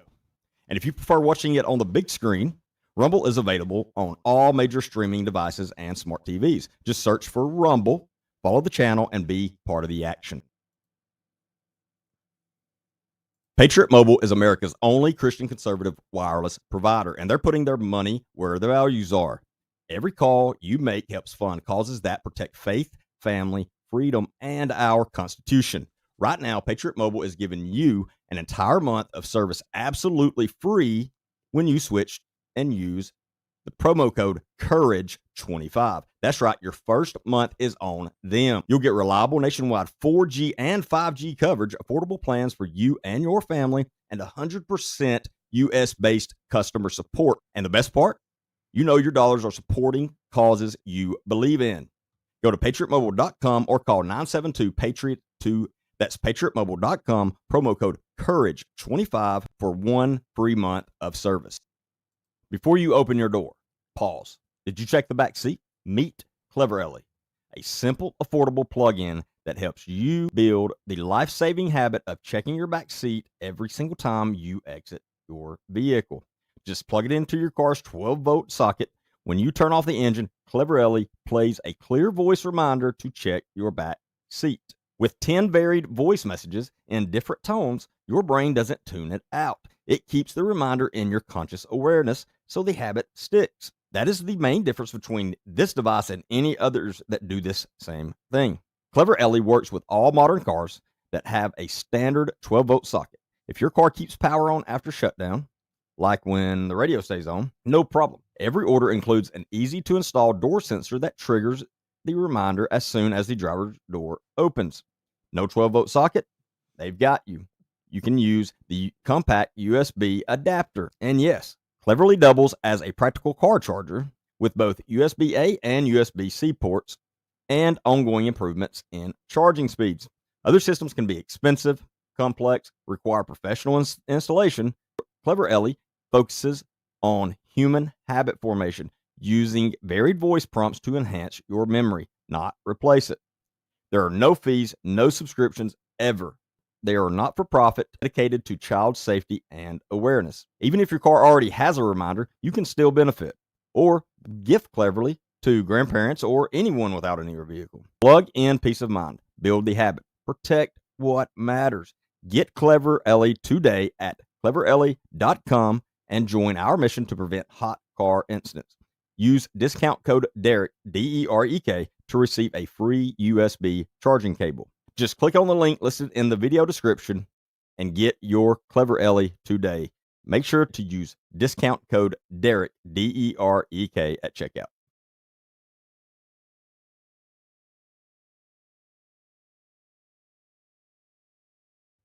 All right.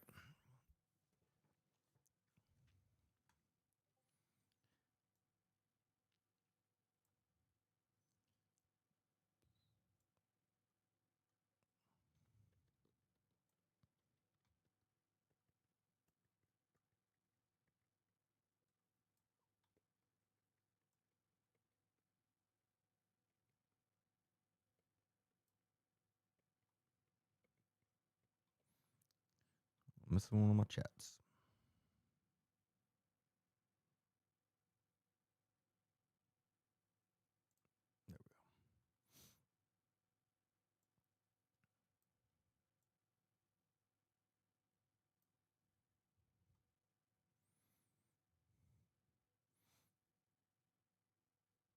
No, Rumble's free. Rumble is just like YouTube, Facebook, whatever. I mean, it's more like YouTube, um, but yeah, it's very similar to YouTube in the way everything is and operates, stuff like that. It's I like Rumble because it's very, very free speech. That like you can say you don't have to make up these ridiculous words for real words, um, which I don't understand. Uh, but some of the platforms are very, very strict. If you accidentally say, a word that I'll say it, well, hopefully TikTok won't get me off. But if you say died or dead, like sometimes they'll kick you off. Rumble, unless I mean, it's pretty much you can say whatever. You can have real conversations just like you're in real life. It's the only one like that.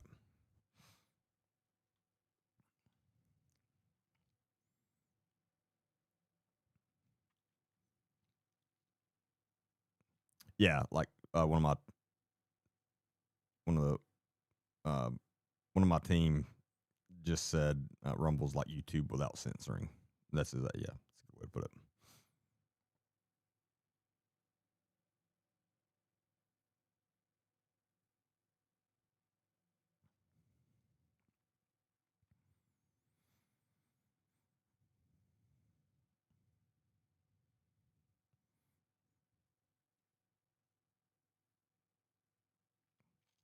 Yeah, so somebody said the Ring cameras and other ones can be very dangerous due to hackers and spying on people.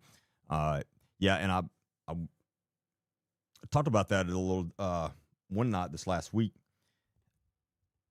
and I don't have any of those now. We used to, but when I learned how easy they are to hack, um, then we got rid of that. And so now our security system, camera system, is hardwired and all saves to a hard drive. And so um, that's that is always my recommendation to anyone. And the hard drive is in a fireproof place, and it's also in a place where if someone just broke into my house, they're just not going to find it. They would have to know where it is, and nobody knows where it is other than me. So, and I can view it through a certain app remotely, but it is way more secure than those other camera systems. Way more secure.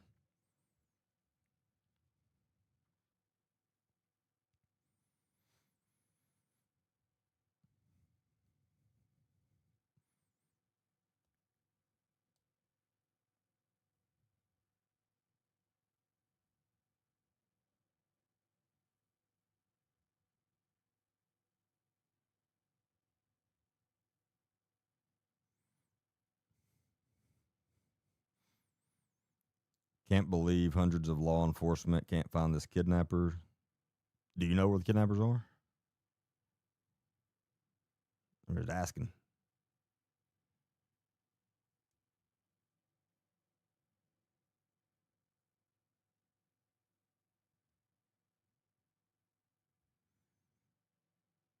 Even Roomba was found to spawn people. Well, I'm not getting rid of them. We're not getting rid of our Roombas. I like those things too much. So, uh, I guess you can spy on me through my Roomba if you want to.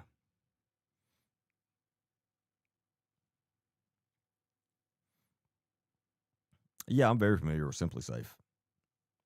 Simply Safe is another one that's very easily.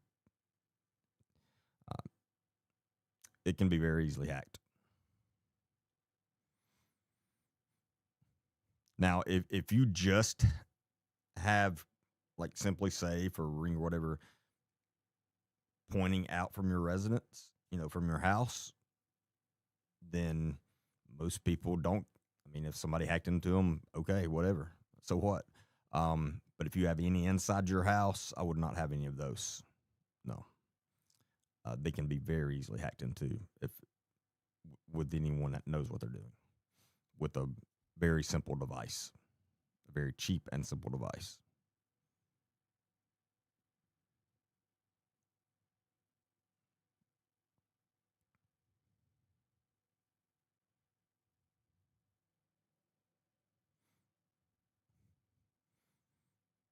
But as I've said before, anything's better than nothing, in my opinion. Uh, I would highly suggest everybody have cameras. If anything, it's a good deterrent. And also, another little quick tip on your security cameras: turn off the infrared, the night vision. Don't turn that on. Keep that off and have actual lights, whether it be floodlights or whatever, shining in the area where your camera's pointing at night, because you can't see good on those through the infrared. It's hard to tell things.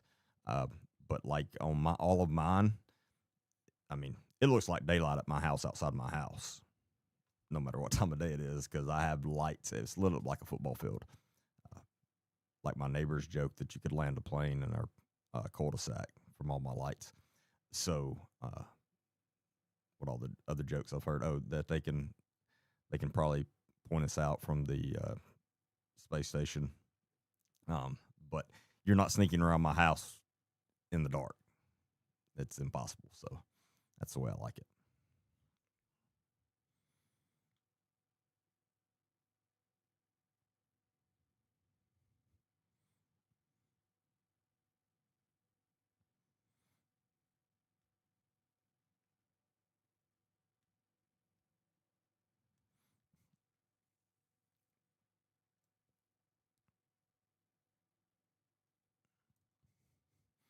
You couldn't sleep like what? Lights outside your house? What does that have to do with how dark it is inside your house?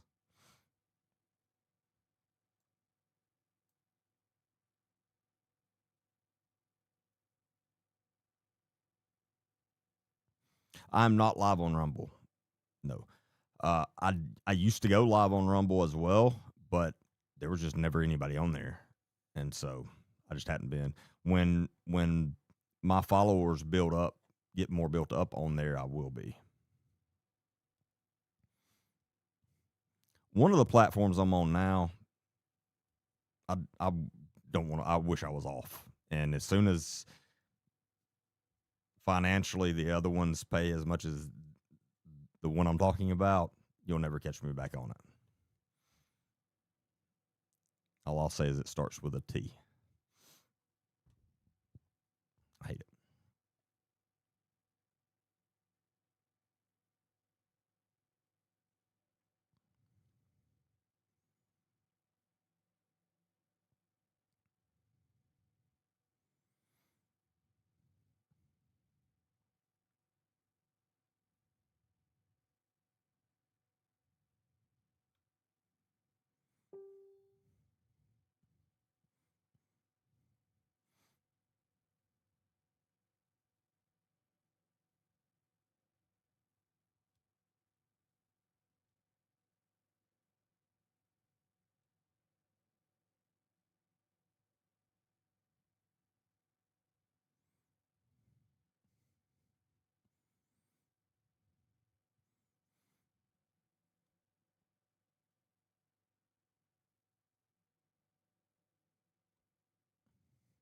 No, a well trained dog is a very good security tool for sure.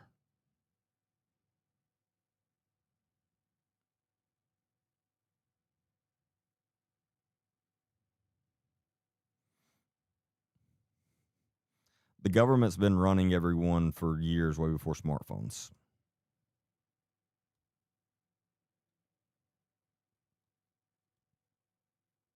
We've been brainwashed for years.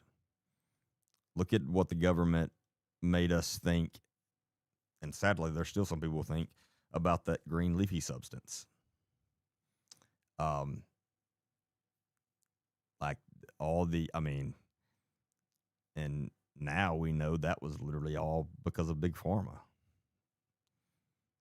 And big pharma is the only reason any politician you see out still speaking out against that green stuff, it's just because they're in the pocket of big pharma 100%.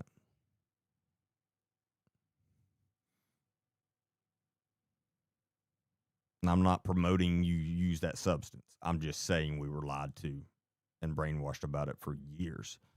And sadly, there are still some people still lost in that and still believe that it's like the worst thing ever, and it's not at all. It's the safest one of anything.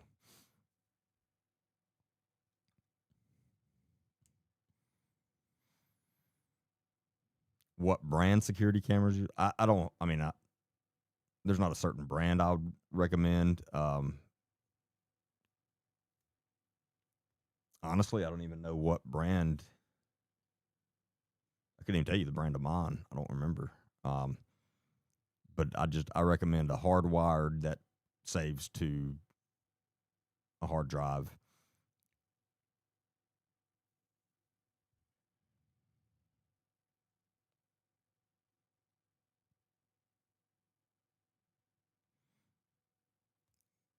Baker, I'll talk about you even in Texas. Well, thank you, Jennifer. I appreciate that.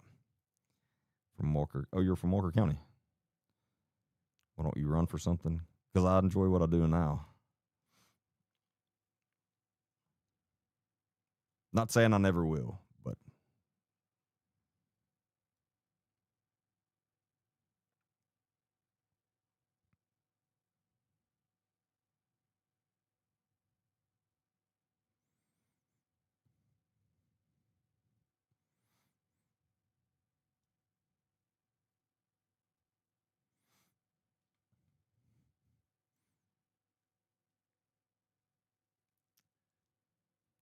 yeah, my team is not. They're failing tonight.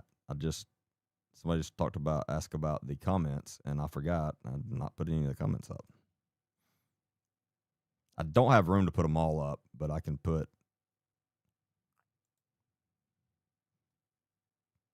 TikToks. Let's see. Nah, YouTube's is just too. I don't think you'd be able to read that anyway. So we can do. Uh, there you go. Is that better? For some reason, I had not even thought about that tonight.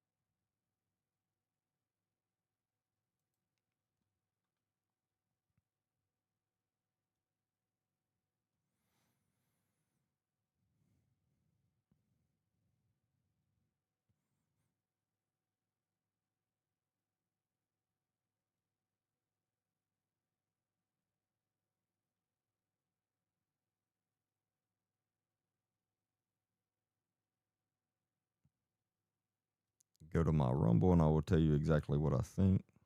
Double followers every day.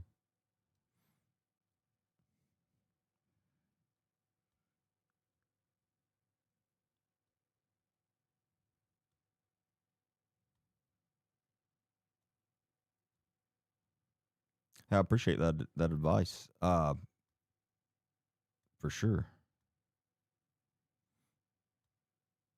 Do you have videos on Rumble talking about this stuff? Is that what you're saying? I'll definitely follow you on there either way.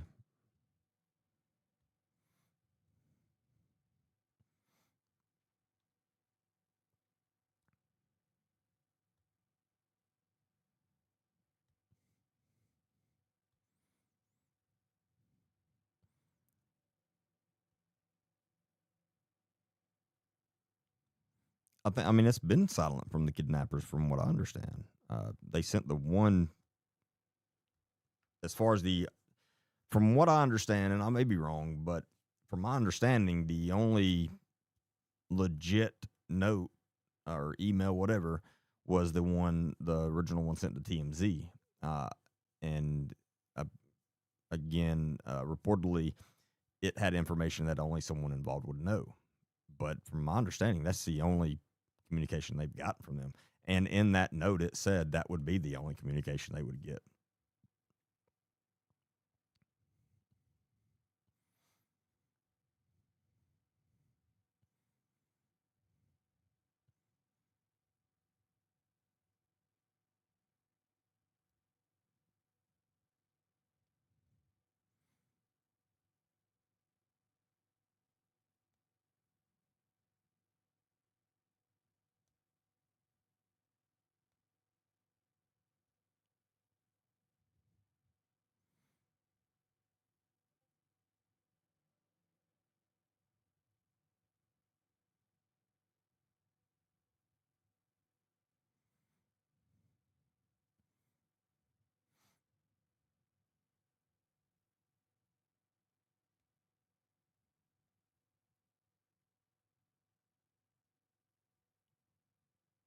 They sent another one. Which one was that one?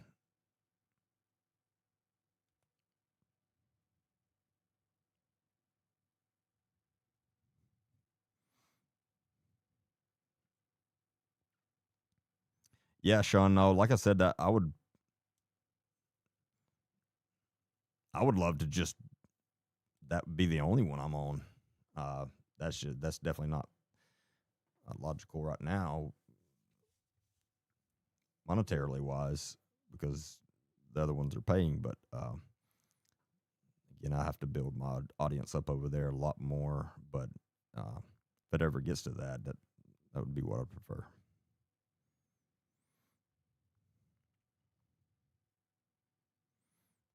Because I don't think why are the kidnappers stuck on step one of kidnapping, sending them ransom notes over and over? Because this was, again, in my opinion, this was never a kidnapping or abduction. I think something happened and they did this to try to take the heat off of what really happened, hoping it would keep law enforcement looking in other directions.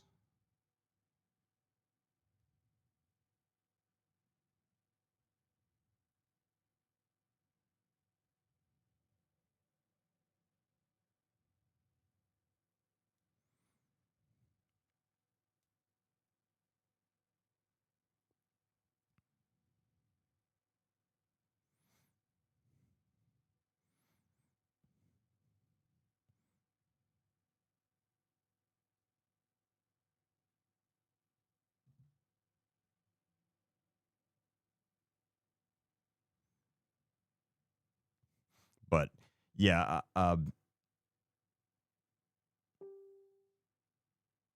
so it had a different IP, but was the same person. I'll have to check that. I'll have to look into that.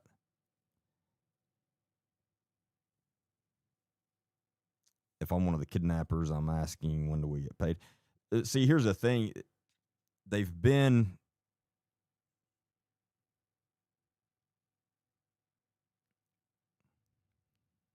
lost my train of thought. I was reading the comment. Oh, there's been no proof of life. And again,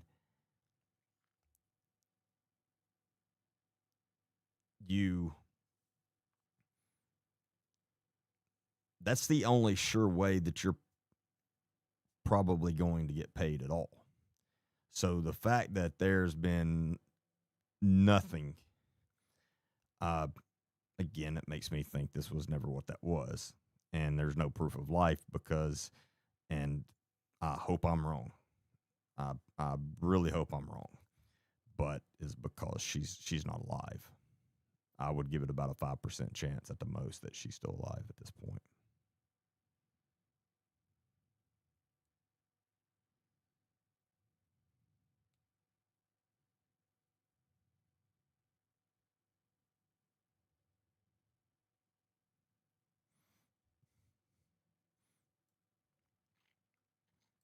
I mean, if you have a smart TV, you can pull up YouTube, just regular YouTube on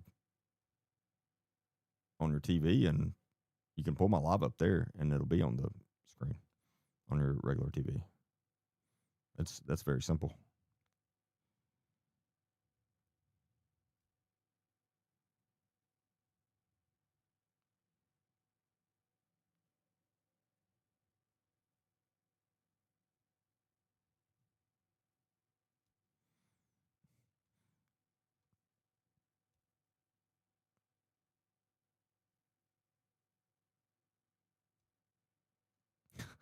Somebody said,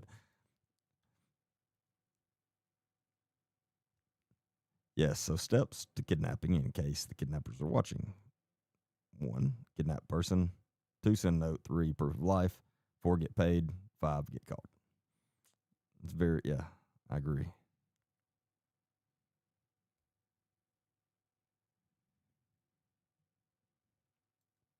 And again, I heard a other creator that he said he was prior law enforcement. I kept on asking him his background, but he wouldn't say other than I'm prior law enforcement. But earlier today, and he had like there was like 2,000 people watching him. I think it was on TikTok. And some of the things he was saying about this case didn't make any sense at all. He was saying you would always pay no matter what, because if you don't pay, you're definitely not getting your back. But you would always take that chance and just pay and hope they gave her back, without proof of life. No, that's not the way that works. And then another thing he said was the reason that the family's not been on screen asking for proof of life is because that would put the police in control of the conversation of this situation and take the control out of the hands of the kidnappers. And you don't want to do that. That is not correct. You want them to think they're in control, but you don't want them really being in control. You need the upper hand. You need to be in control. To win any negotiation, you have to be in control of that. If you're not in control of it, you're not going to win the negotiation. That's very simple. So again, be careful of who you listen to.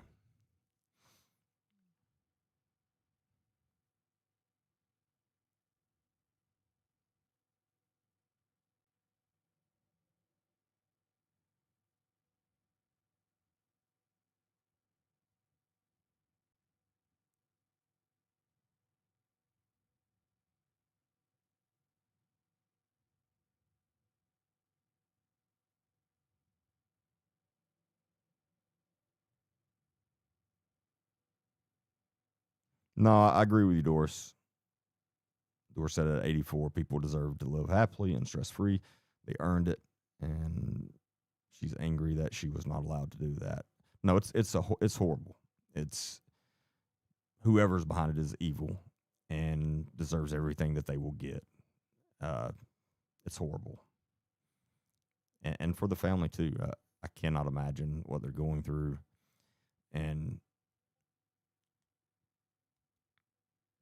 the one thing that I'll say, I always try to say this: make sure that everyone still remembers, because it's easy to forget this when we're all looking at this, and national news is on it and everybody's talking about it. It's easy to forget that this is a real person with real family, and this is real life. So don't forget that. This family is going through something that no one would ever want to go through, going through something that most of us could never imagine. And I can't even start to know how they feel. And just remember that. So when you're making comments on people's posts and things like that, always remember that, because that may change what you're going to write. This is not a movie, it's real life. And there are real people right now, again, going through the most traumatic thing they've ever gone through in their life. And unlike most traumatic events, it's not lasting a couple of minutes or a couple of hours or a day. It's lasting for weeks. And it's a nightmare that they're stuck in. And it's horrible.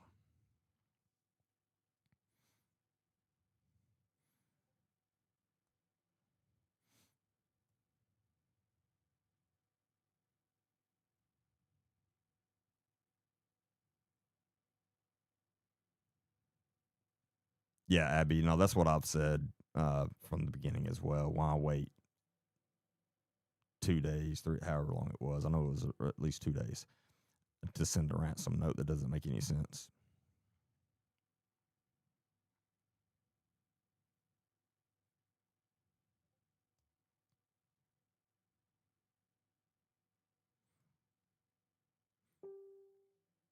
I think it'll be solved at some point, uh,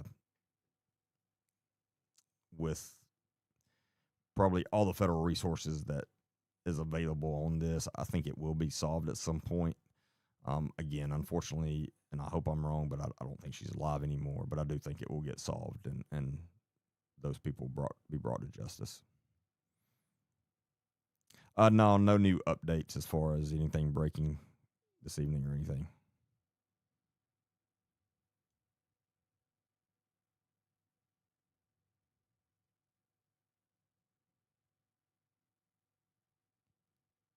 All right, Aaron. Yeah, you have a good night. Appreciate all your work.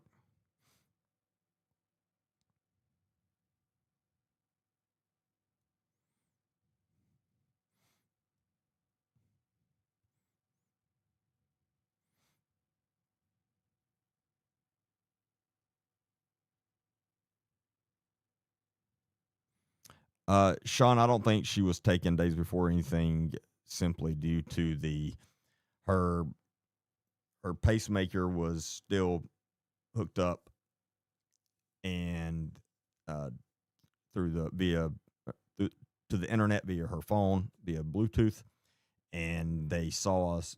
They were there was a big spike in her heart rate recorded at like 2 a.m., which is in that same time frame where the Ring doorbell was ripped off, was disconnected at like 1:40 something, like that, and then 2 a.m. a spike and a big spike in her heart rate, which would suggest that that's probably when she was startled when this started.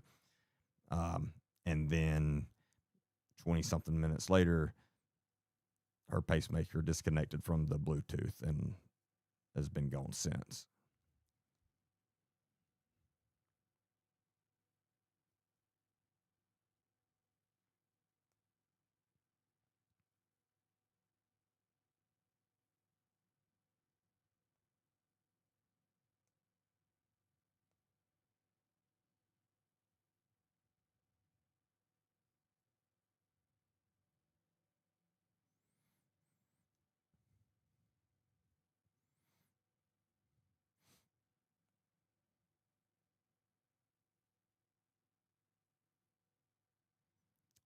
No, I did not cover the Rebecca Park case.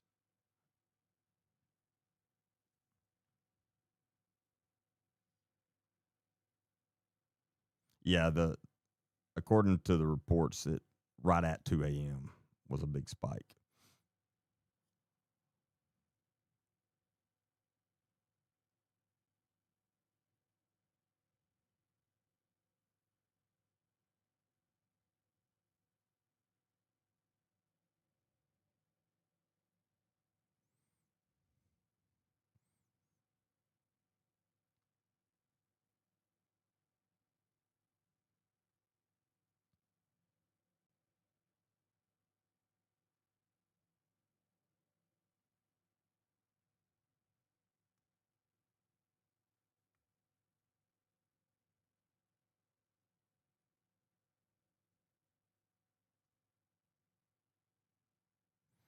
I'm not familiar with this Rebecca Park case. I was just looking it up right quick. That's crazy. It's horrible.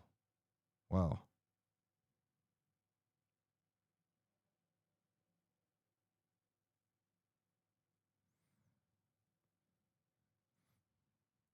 I may do a podcast on that. That's Jesus. Wow.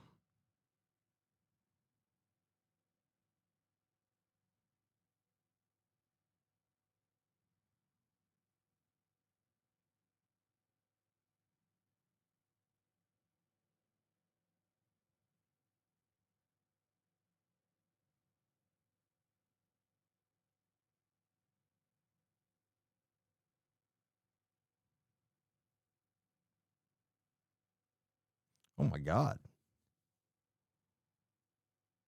So her unborn baby is still missing.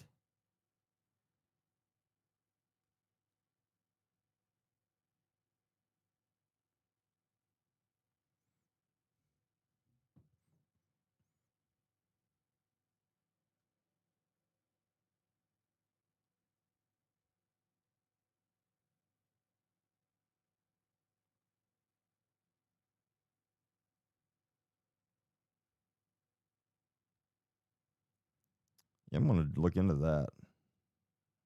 Jesus, that's horrible.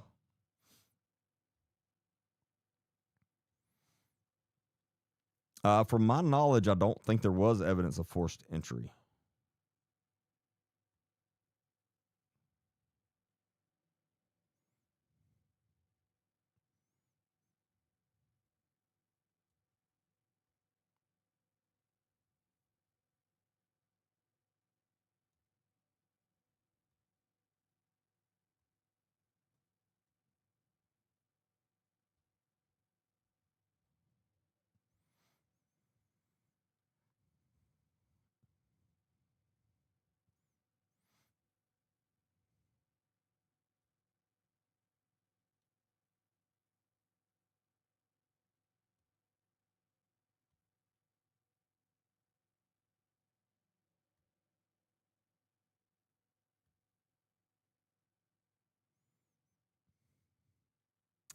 No, you're right, Doris. Unfortunately, I hope you're wrong, but no, I mean that definitely could be true.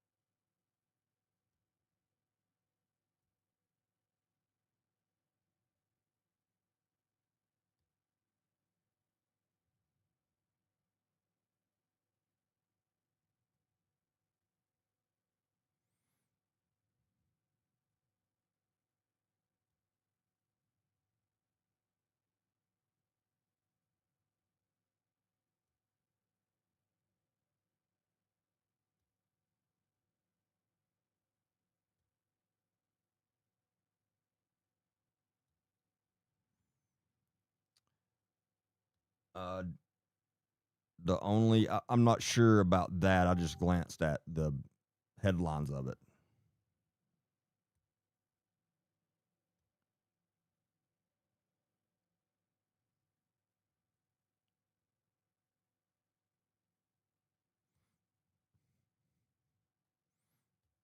Jennifer, are you talking about the case we're talking about? The Nancy Guthrie case?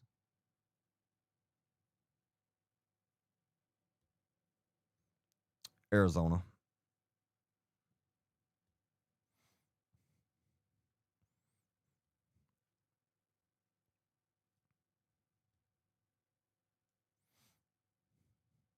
Yeah, I'm not a big fan of the sheriff out there. Just again, I'm not saying he's a horrible person or anything, but uh, I have some concerns about how this was handled in the very beginning. And always, I hate the money under quarterback agencies in these kind of cases. Um, and I'll always err on their side because that's the side I'm on.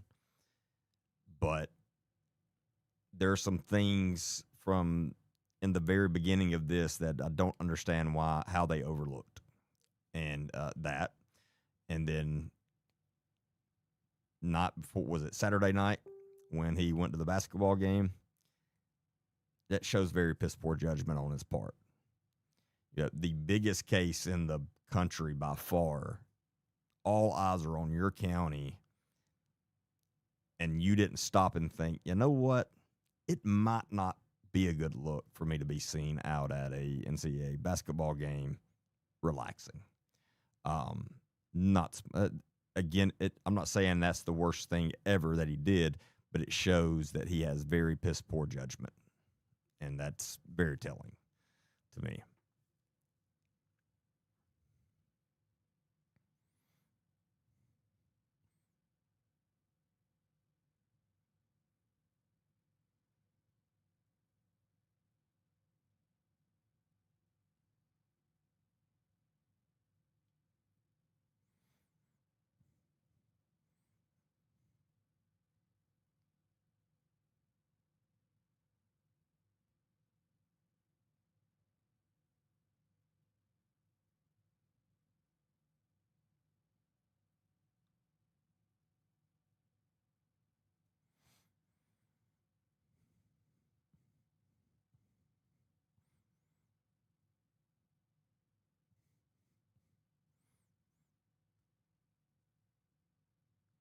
Yeah, and again, especially an elected official, that's just a I don't know what he was thinking.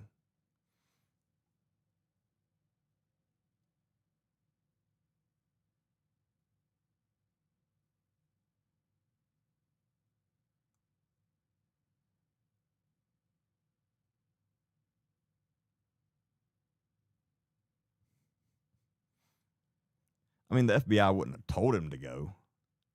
But like I said last night, whether he had actual work to be doing Saturday night is irrelevant. It's, again, you've got to think for a second when you're in that position and go, how would this look when, again, all the eyes in this entire country are on you right now? It just shows very piss poor judgment. But no, the FBI wouldn't have told him to go. Like, they wouldn't have said, "Oh, you need to go to the game." But yeah, again, I'm not saying there was much he could have been doing. There's definitely something that could always be being done in a case like this, an ongoing case. So yes, no matter what, if he had free time right now, he should be putting that towards this. However, he is doing that, and that's part of that job. When you run for that office like that, I mean, anyone in law enforcement will tell you there are times where you don't get to go home. There are times where you're working 2-3 days without much sleep, or if any sleep. That's going to happen at times. That's part of it. And if you can't handle that, then you got to get out. You're in the wrong profession there. Again, there are times in my career where 4 or 5 days I didn't go home at all. Like if we were working a wiretap, like if we were working a wire on an organization or a person, it's 24/7 surveillance around the clock. There were 16 people in my unit. So, yes, we would take naps here and there, but we didn't go home for 4 or 5 days straight. We would pitch a little, like I'd have a little sleeping bag under my desk. I'd take a quick nap under my desk at times. And then when we'd be out in the vehicles on surveillance, we would take turns taking naps in the back seat while the other was driving or sitting up front, whatever. That's just part of it. It sucks. It's hard work. It wears on you, but it's part of it. And so again, to be going on in your county at this time, and you don't stop to think this is not going to look good. Again, it shows very piss poor judgment.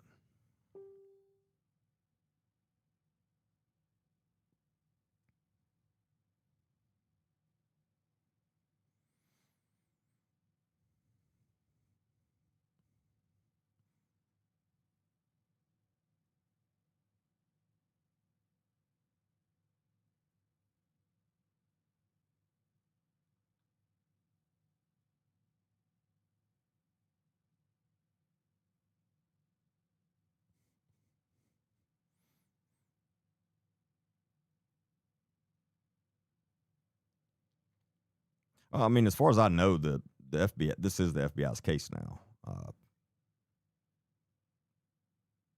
But that doesn't mean that the sheriff's office is not still assisting. Um, that's very common. Even if it turns into a federal case where the FBI is leading things, the local agency is still going to be helping and assisting in certain areas and things like that.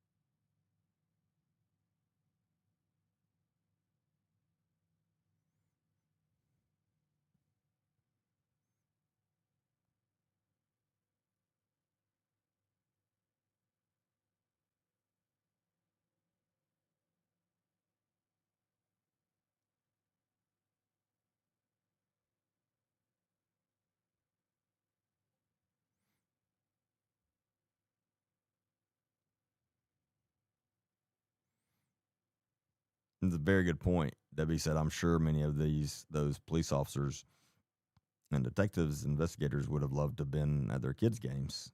Yeah, but they're not right now because again, it's a full time.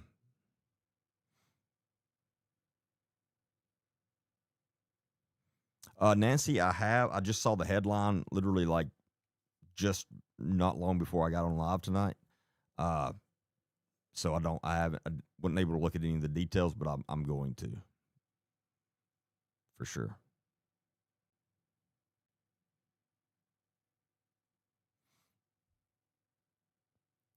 Did I see the video of Annie reading poetry?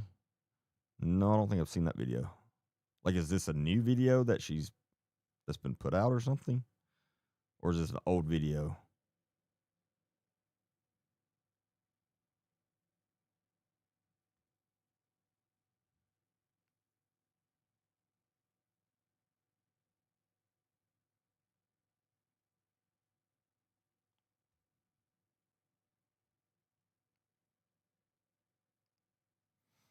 I'm not understanding why TMZ has the Bitcoin account info.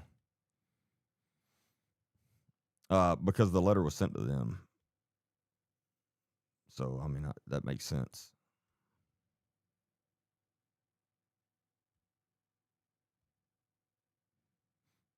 I mean, law enforcement have stated that TMZ did receive it. That's where it was sent.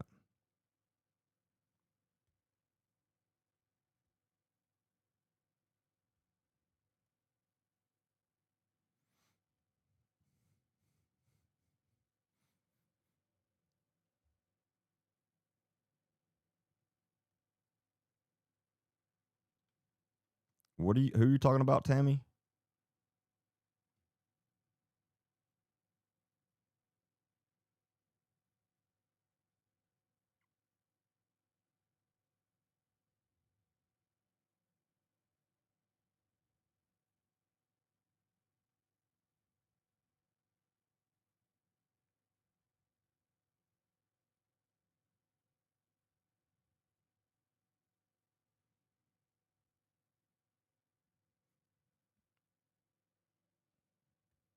I don't know where comments went.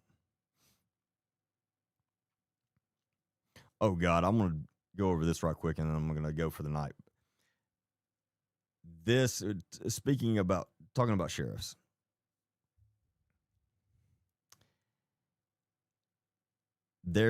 I saw a video earlier. Let me get it pulled up and so y'all can watch it too. This is unbelievable.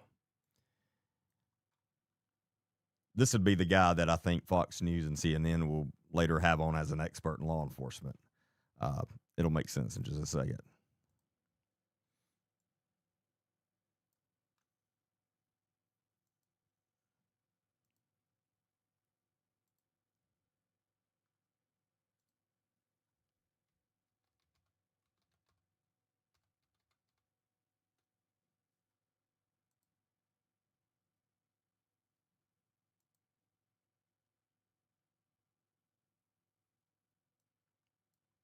So, All right. Give me 1 second. Get this pulled up.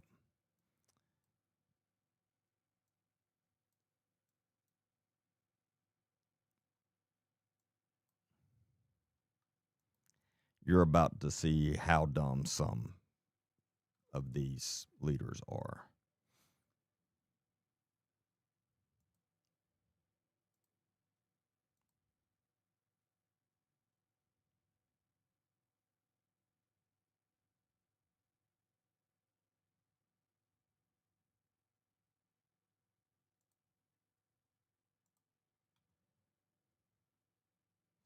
This is a sheriff out of, I believe, North Carolina. first, if I were to classify your position as the highest law enforcement. First off, can everybody hear that?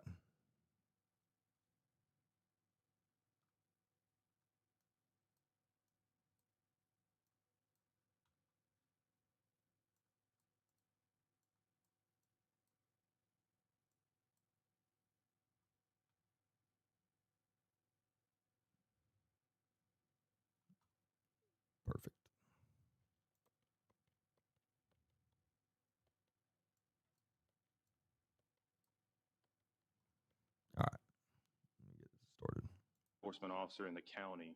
Would that be a fair description? That's correct. And as such, you made reference earlier that you're a constitutional office. My colleague made reference that there are constitutional divisions amongst responsibilities between us and you. What branch of government do you operate under? Mecklenburg County. What branch of government do you operate under, Sheriff?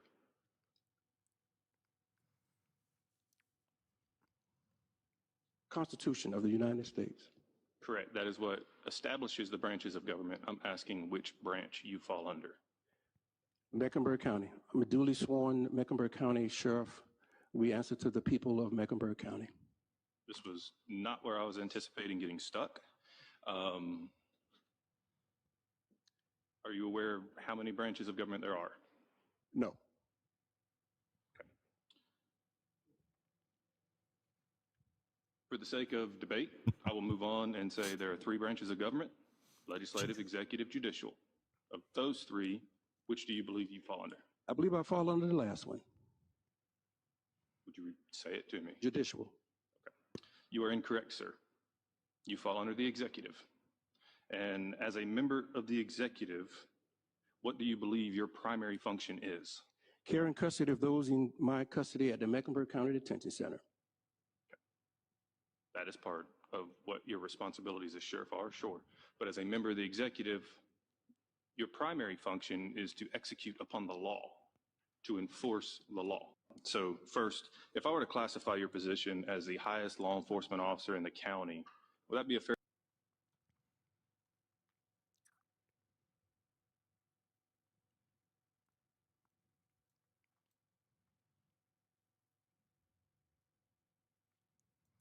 There you go.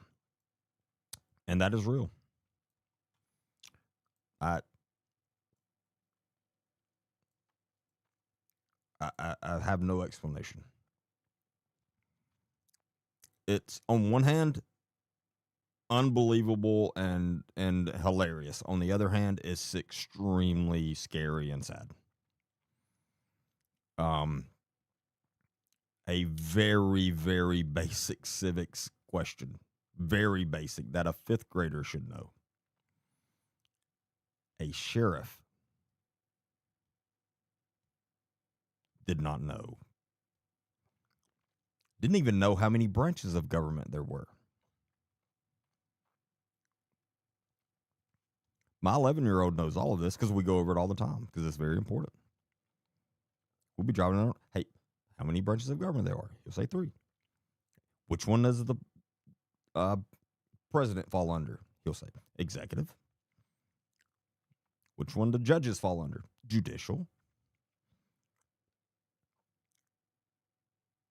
It's as basic as civics gets. That's scary. I mean, I don't even, I have no words for that. Anyway, I saw that and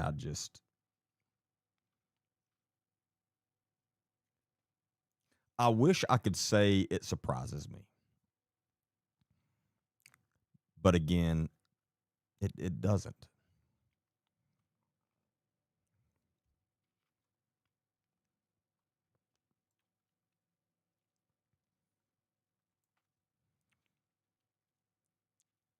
I'm guessing, like most sheriffs in this country, he was elected. So people went and voted and chose this man. That doesn't, secondhand embarrassment. That's the worst ever. Like, it's the worst ever.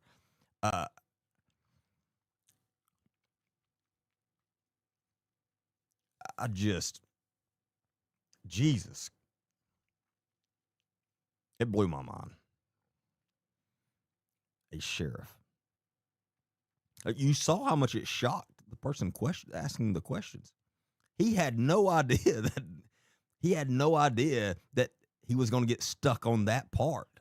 He had a point he was trying to get to, and he couldn't even get to it because this man does not know anything about our government. Nothing. I mean, and then he broke it down into multiple choice for him, and he still got it wrong. Still got it wrong. It's judicial, and he was very confident about it. Judicial. No. Any law enforcement officer in this country that can answer that, if you go up to them and you say, what branch of government do you fall under? If they don't answer that correctly, they immediately need to lose their job. I'm not being funny. I'm being dead serious. Because if they don't even know that, that's the person you want enforcing the law? Hell no.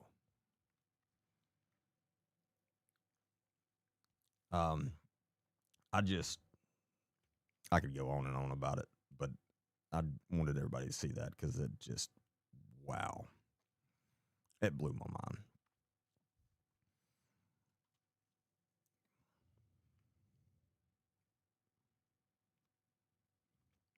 Yeah, he said, I didn't anticipate getting hung up on this point because nobody would have. No one with any brain cells would have thought he's not going to be able to answer these simple questions. Jesus, man.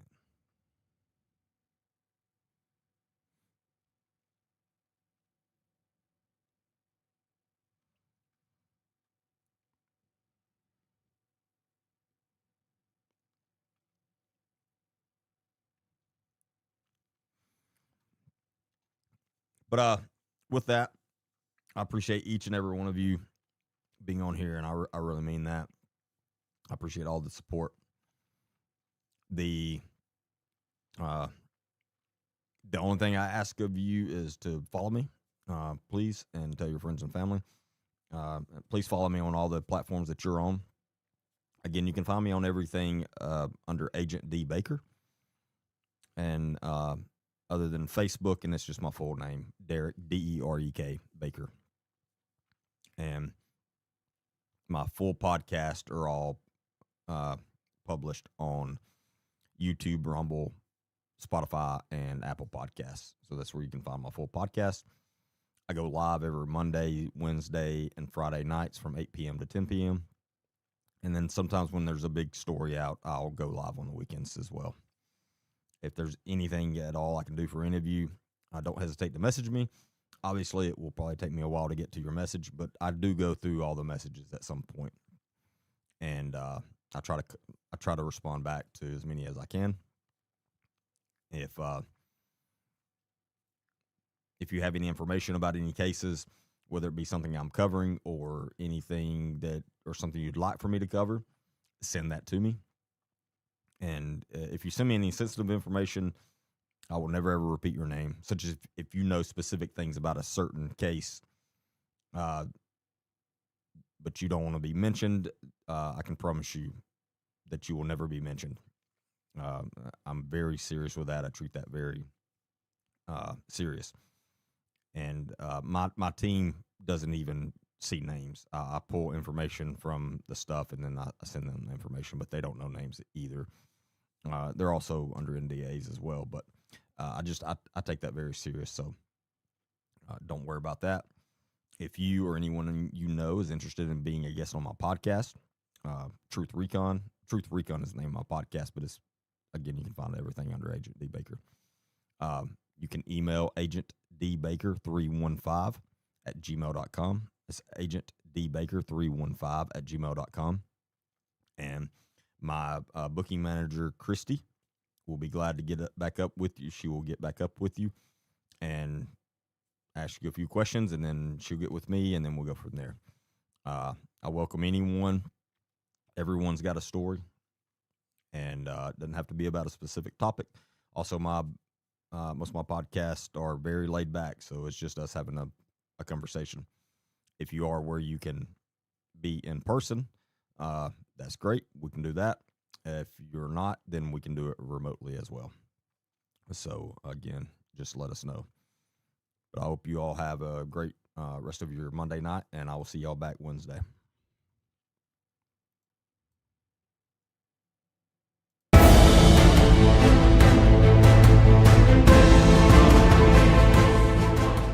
Welcome back to Truth or Recon. I'm Agent D. Baker, a retired narcotics detective, SWAT team member, and U.S. Navy combat veteran of OEF and OIF. With years of real-world experience in high-stakes environments, I have seen firsthand the dangers that lurk both in our communities and now increasingly online.